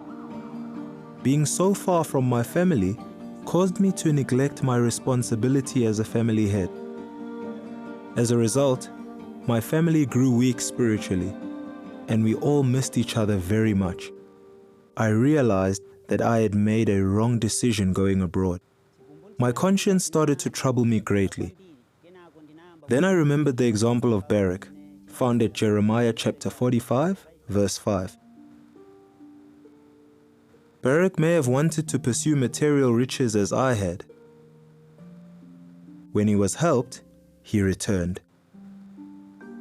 I decided then to put Jehovah in first place instead of searching for material things. So I started to make changes to go home and help my family spiritually. When I left South Africa and reached the border of Malawi, after leaving my family for about 6 months, I felt great happiness in my heart, and I am still happy till now. Studying the Bible has helped me.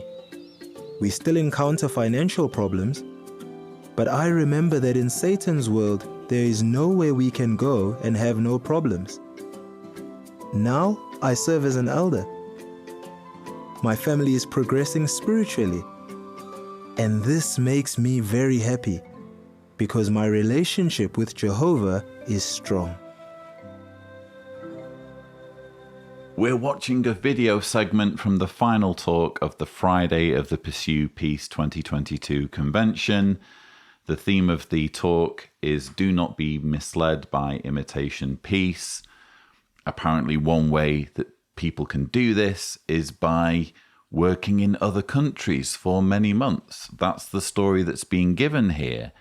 And I had mixed feelings watching it. Mostly feelings of sadness and sympathy for this man who is being put in front of the camera and almost being shamed over a decision he made in the interests of his family. He wasn't going on holiday to South Africa. He was doing what many people in developing countries do to get by, indeed to survive. He was going where the work was, and he was sending money home. That's what he was doing. And quite frankly, if that's what it takes for certain families to be able to survive, to have food on the table, who am I to judge? Who is Tony Morris to judge? Who is anyone to judge if that's what they need to do?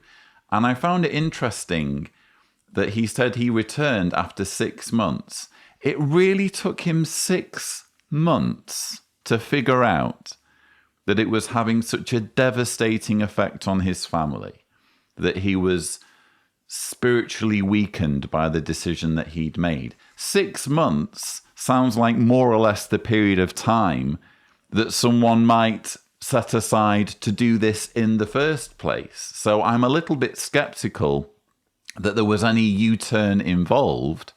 More likely, he did exactly what he set out to do and felt bad afterwards, maybe mentioned it in passing to his circuit overseer, and as a result, he's ended up on camera practically humiliating himself in front of millions of fellow worshippers in a convention video for the Pursue Peace Convention. I just think it's lamentable that the governing body, Tony Morris in particular, sees fit to shame people in these situations. Let them figure these things out themselves. I'm sure it's difficult for a family in any religion or no religion to go without a father, to go without a mother, perhaps, for a number of months. But quite frankly, if that's what they need to do, that's their business. Why is the peace that Jesus gives superior to the pursuit of unscriptural solutions to our problems? Let that sink in. Why is the peace that Jesus gives superior to the pursuit of unscriptural solutions to our problems? For example, marrying an unbeliever. That will likely bring, and it has happened time after time, bring that person greater pain than the longing they felt when they were single. I've personally seen that all too many times in various congregations had the privilege to serve in. You see, the other one is unscriptural divorce. It often leads to immoral conduct. It certainly leads to a troubled conscience, emotional damage, and of course a loss of privileges. Now, this is very important to keep in mind. While it's true, two imperfect individuals married to each other, well, there's going to be difficulties. There's going to be challenges. But see, stop and think about this. When you're having difficulties, don't forget that marriage is a sacred arrangement. The world totally has forgotten that. So Jehovah will strengthen both to make a success. Got to keep that in mind. Jehovah will strengthen and help so that you can succeed, because this is his sacred arrangement, and the devil has been attacking the family arrangement all through the last days of this system, and he's intensifying it as he gets closer to being thrown into the abyss. Perhaps you didn't catch it in the inebriated slurring, but what Tony Morris has just done is prove how controlling the Jehovah's Witness religion is when it comes to relationships. He's just bemoaned marrying an unbeliever. Marrying an unbeliever. That will likely bring, and it has happened time after time, bring that person greater pain than the longing they felt when they were single. Don't marry someone you love if they're an unbeliever, because take it from Tony, time after time, it's given the person greater pain than the longing they felt when they were single. Tony Morris feels so entitled, he's such a megalomaniac, that he gets a say in who you enter into a relationship with and whether the person you spend the rest of your life with shares your religious beliefs or not. That's how much power this despot craves. And he also wants a say in unscriptural divorce. The other one is unscriptural divorce. It often leads to immoral conduct. While it's true, two imperfect individuals married to each other, well, there's going to be difficulties. There's going to be challenges. But see, stop and think about this. When you're having difficulties, don't forget that marriage is a sacred arrangement. There are going to be difficulties and there are going to be challenges. Do you mean like domestic violence, Tony? Do you mean like a spouse who is violent, who is beating their husband or wife? That sort of difficulty or challenge? That's the sort of situation that Tony Morris expects Jehovah's Witnesses to stay in. The best you can get is a separation. You can never remarry as a Jehovah's Witness, because if you do remarry without there being any adultery, what you have is a, quote, unscriptural divorce. The organization views you as committing a sin if you divorce someone because they are beating you, because they are literally putting your life in danger. That's, I kid you not, that's the organization we're dealing with here. I actually covered in a video titled Shocking Advice for Jehovah's Witnesses on Domestic Violence. Perhaps Tibor can show a thumbnail if he's gracious. I covered some appalling advice in a December 2018 Watchtower that spelled out that even if there is domestic violence going on in a marriage, you have to stick together. It's, as Tony Morris says there, a sacred arrangement. The governing body, faithful slave, Jehovah's organization, whatever you want to call it, they take the sacredness of marriage more seriously than human life. So that if you're a Jehovah's Witness, you need to stay in a marriage, or you need to never remarry, never move on to a different relationship, even in cases where there is violence, because the sacredness of marriage is considered more important than your life.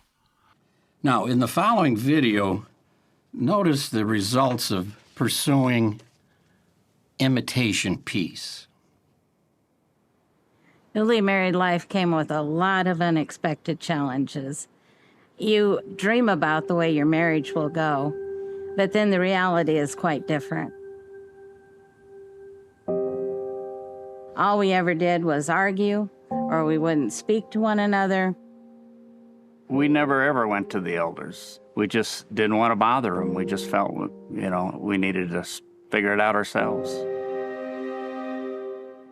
We decided if the house sold, that we would separate.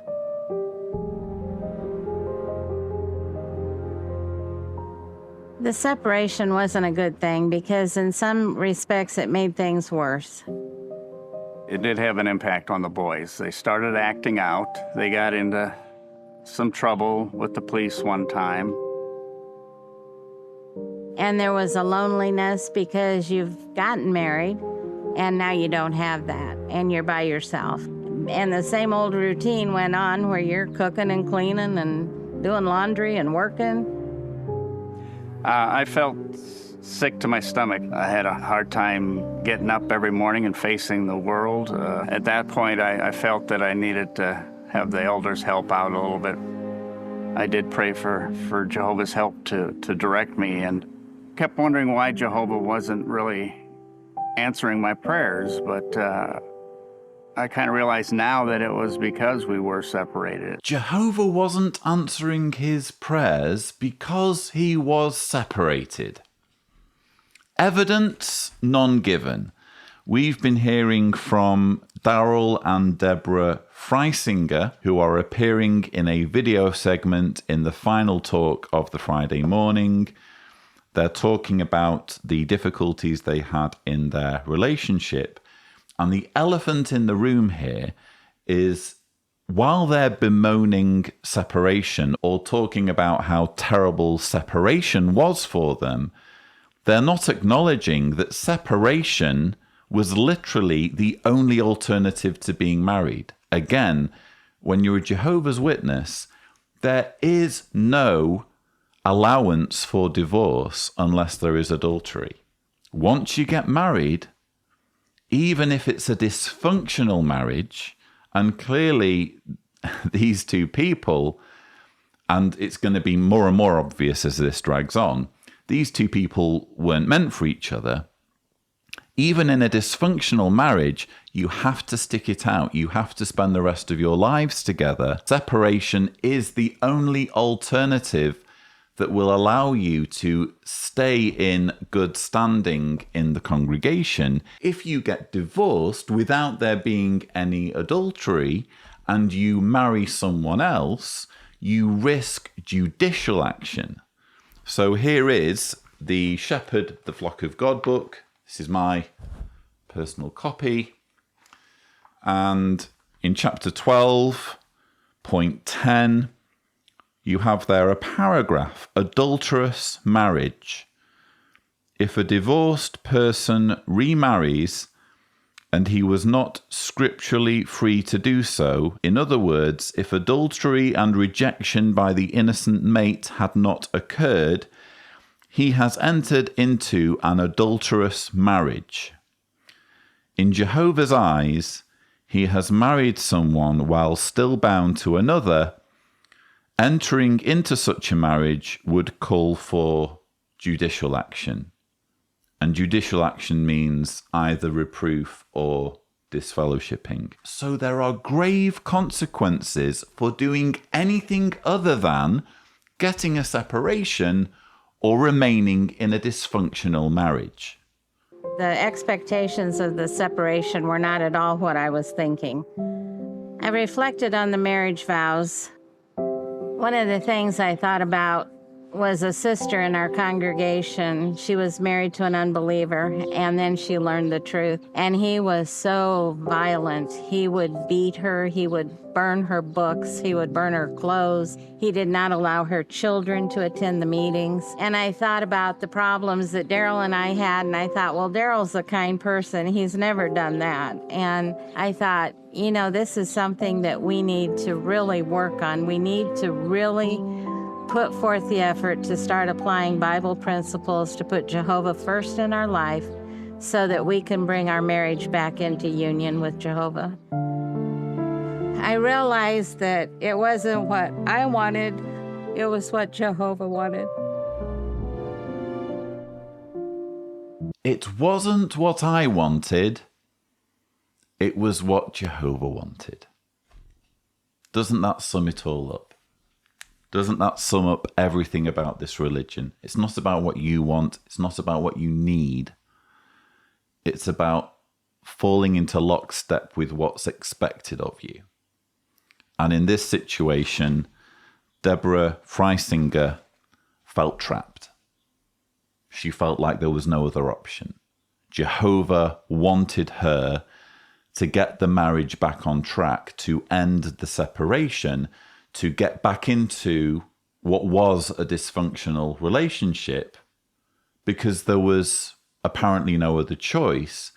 And I found it chilling when she said, one of the things I thought about was a sister in our congregation. She was married to an unbeliever, and then she learned the truth. And he was so violent. He would beat her, he would burn her books, he would burn her clothes. that's the sort of situation a married Jehovah's Witness woman is expected to put up with. You don't hear that in this segment. You don't hear, by the way, if that were the situation, our sister should put up with a husband who is violent, a husband who beats her, a husband who burns her possessions. A Jehovah's Witness woman would have to put up with that or get a separation. She'd never be allowed to remarry, not without judicial action, because again, she would be considered to have entered an adulterous marriage. And you can only imagine how many toxic marriages have continued long past their sell-by date due to this horrendous policy. There was just no other choice. Jehovah wasn't going to bless us unless we got back together. When we got back together, our marriage was still a work in progress. You can't have a perfect marriage in this world, but you can sure make it better when you put Jehovah first. We enjoyed feelings towards each other. I felt closer to Debbie. Debbie and I have been married now 48 years. Separation does not make anything better at all. If you even have an inkling of love for one another, you want to work on that and you want to make it bloom so that Jehovah can bless it. The blessings have been endless. Our children are all doing fantastic in the truth. Jehovah said, taste and see that it is good, so we've got to do that.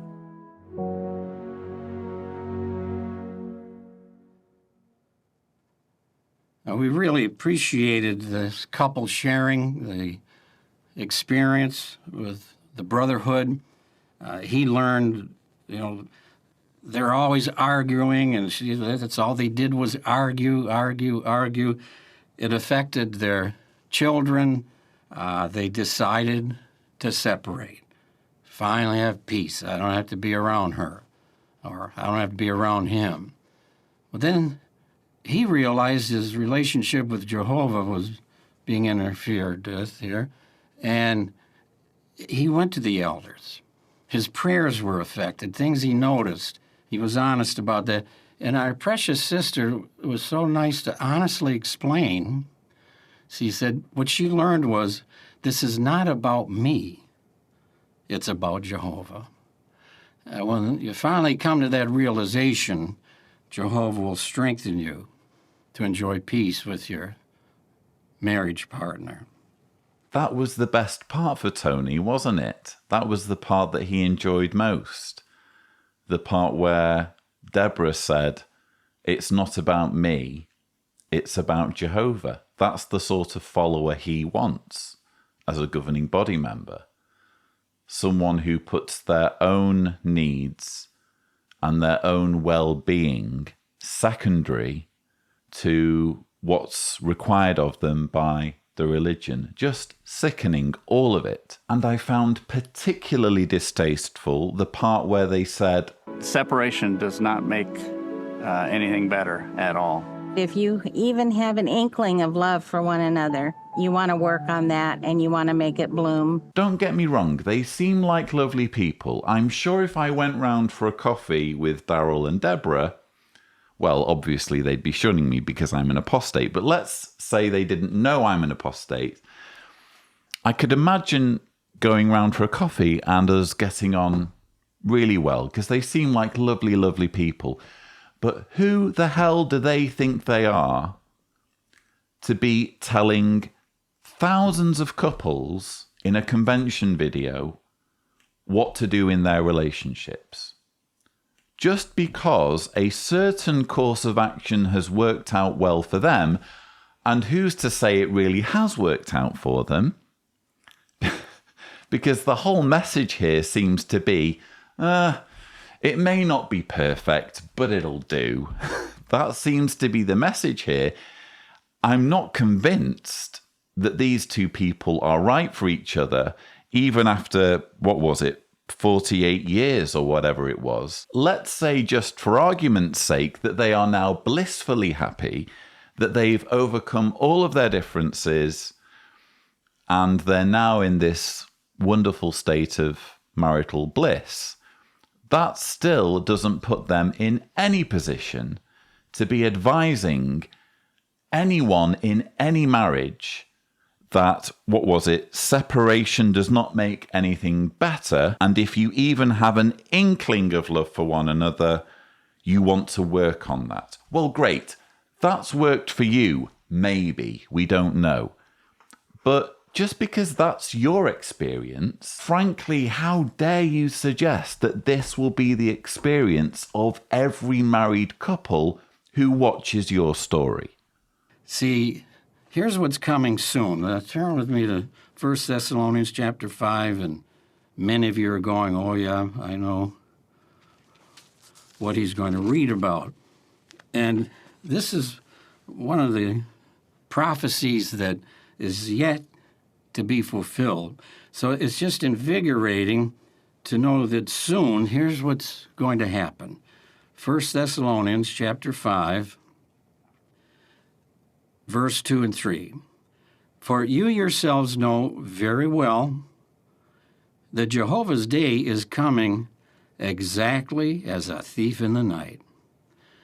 Whenever it is that they are saying peace and security, then sudden destruction is to be instantly on them, just like birth pains on a pregnant woman, and they will by no means escape. Yes, Jehovah's day. This has to do with the day of the outbreak of the Great Tribulation. Babylon the Great is destroyed, and then Armageddon finishes it off. In this context, that's Jehovah's day. And what happens before that is this proclamation, peace and security. Will religious leaders be involved? Well, they're part of Satan's system. That's very possible.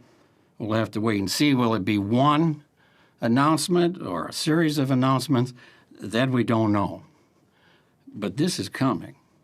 And those that are staying close to Jehovah, enjoying the peace from him and his son Jesus, will not be deceived by this imitation proclamation of peace. Imitation peace. It's quite possible that you were able to make out very little of what we've just been hearing due to the slurring, but we've just been listening to Anthony Morris, who is giving the final talk at the Pursue Peace Convention for the Friday. His theme, Do Not Be Misled by Imitation Peace. And what we have here is doomsday Armageddon fearmongering. This is a man who salivates at the prospect of billions dying for the crime of not acknowledging his authority. He used the word invigorating. Oh, how invigorating. The thought of carnage, which he believes he will be involved in due to the teaching that the governing body will be raised to heavenly life, or, as I like to put it, raptured, just before Armageddon so that they can take place in the slaughter. He's rubbing his hands at the prospect of being involved, and he's here making suitably vague predictions about the cry of peace and security. Jehovah's Witnesses believe, based on a Bible verse, that just before Armageddon, someone, be it a religious leader or a politician or multiple people, will make a proclamation that now there is peace and security, and as the verse says, then sudden destruction is to be instantly on them, just like birth pains on a pregnant woman. How invigorating. I feel so refreshed having read all about destruction and the annihilation of billions. And again, back in Matthew chapter 4, we're going to see how Jesus handled this type of test from the devil, and we learn from it here in verses 8 through 11, Matthew chapter 4. Again, the devil took him, in verse 8, took him along to an unusually high mountain and showed him all the kingdoms of the world and their glory. And he said to him, all these things I will give you if you fall down and do an act of worship to me. Then Jesus said to him without hesitation, go away, Satan, for it is written, it is Jehovah your God you must worship, and it is to him alone you must render sacred service. Then the devil left him, and look, angels came and began to minister to him. See, right away, third time, it is written. Jesus was having nothing to do with this offer of the kingdoms, this imitation peace. You'll have all the glory and rule. And it's always boggled my mind that this one who knew Jesus in his pre-human existence would have the audacity to try to get him to bow down and worship him. Shows you he's obviously insane. Thank you for sharing that, Tony. What an insightful remark there about the obvious insanity of Satan.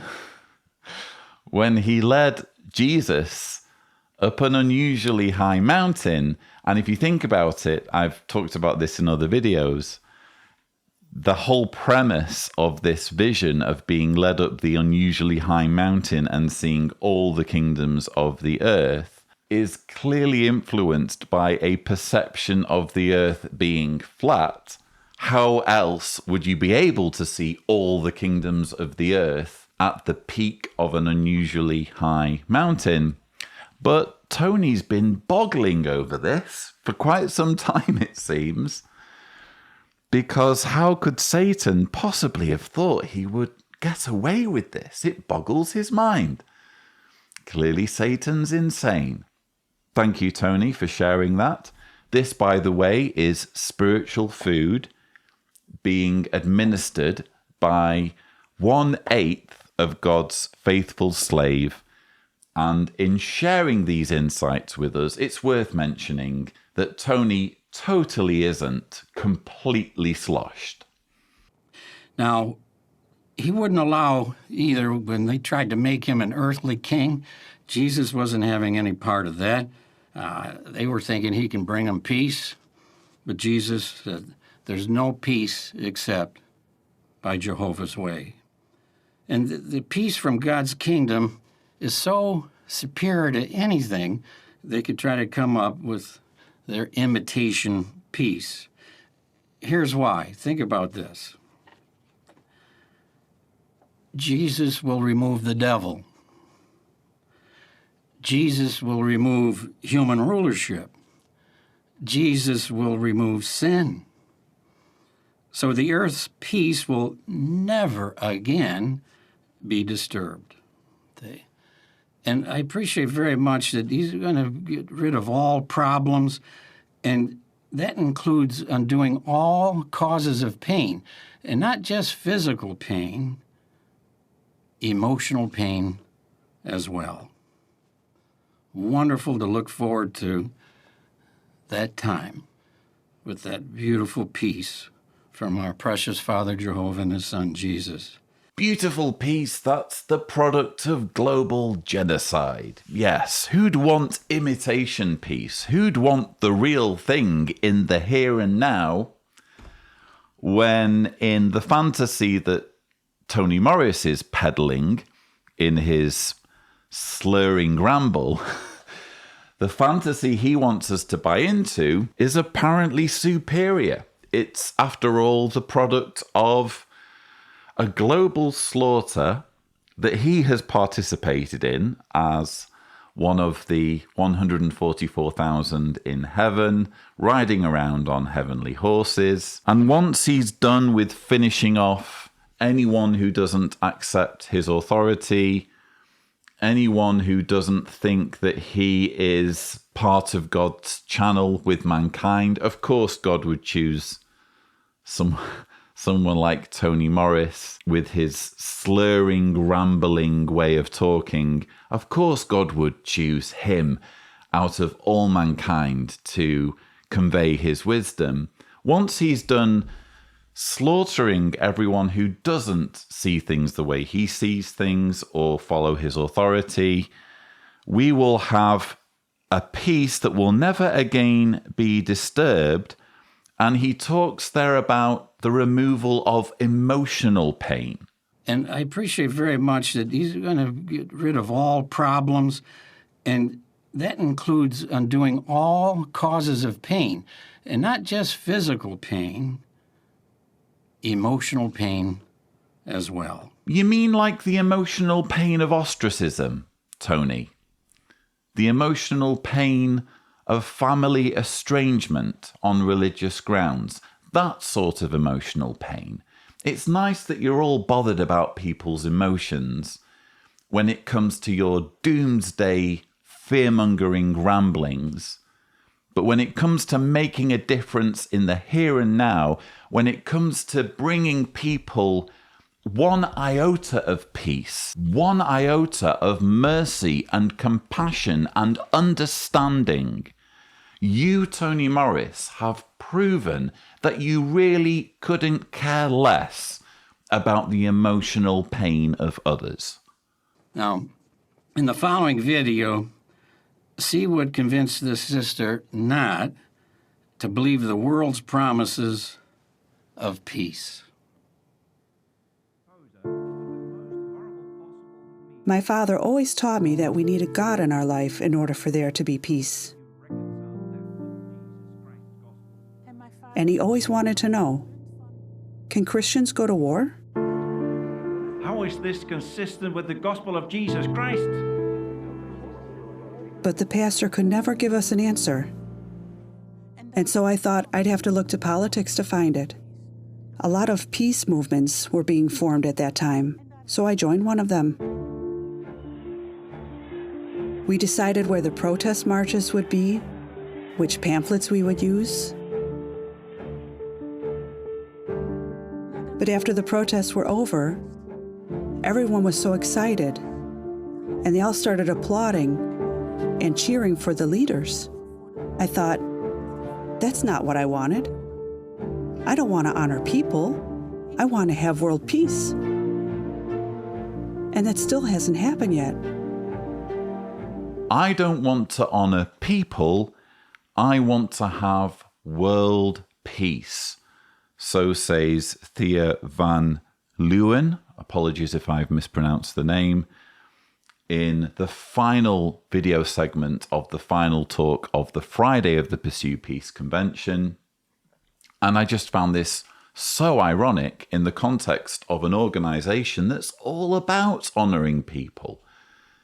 The governing body are in our faces all the time if you follow JW Broadcasting and the various other morning worship episodes and governing body updates and annual meetings and conventions and Gilead graduations.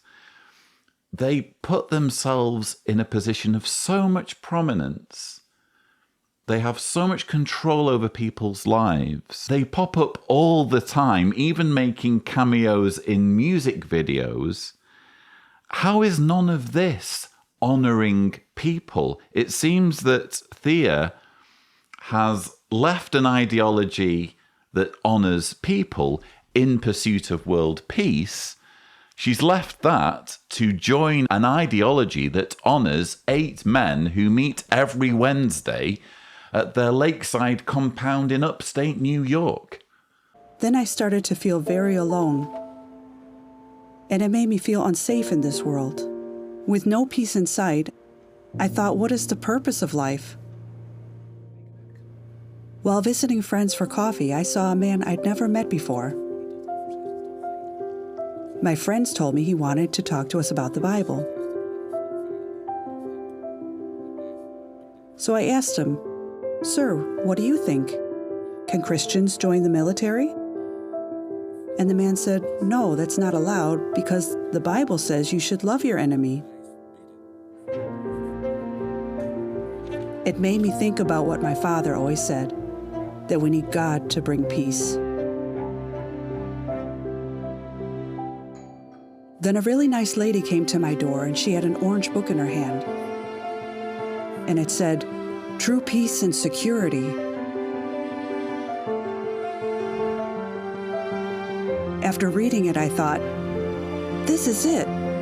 This is the organization that truly wants peace.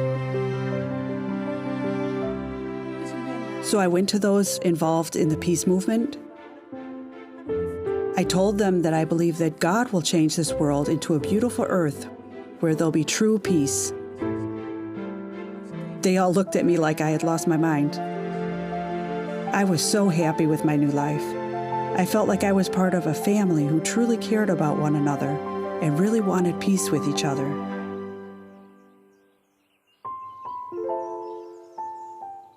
Isaiah 14 verse 7 had a major impact on my life because there God promises a calm and peaceful world.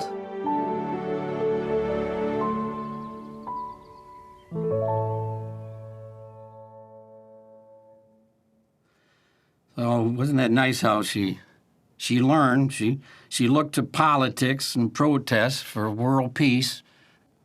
Obviously, she was sincere, but she learned. That's all imitation peace. True peace and security comes from Jehovah God. Am I the only one who's a bit irritated by this habit of Anthony Morris, and I've noticed it in other speakers as well, of not mentioning the name? I know the name because it's showed up on the screen, but he's referring to his sister, his spiritual sister, as she.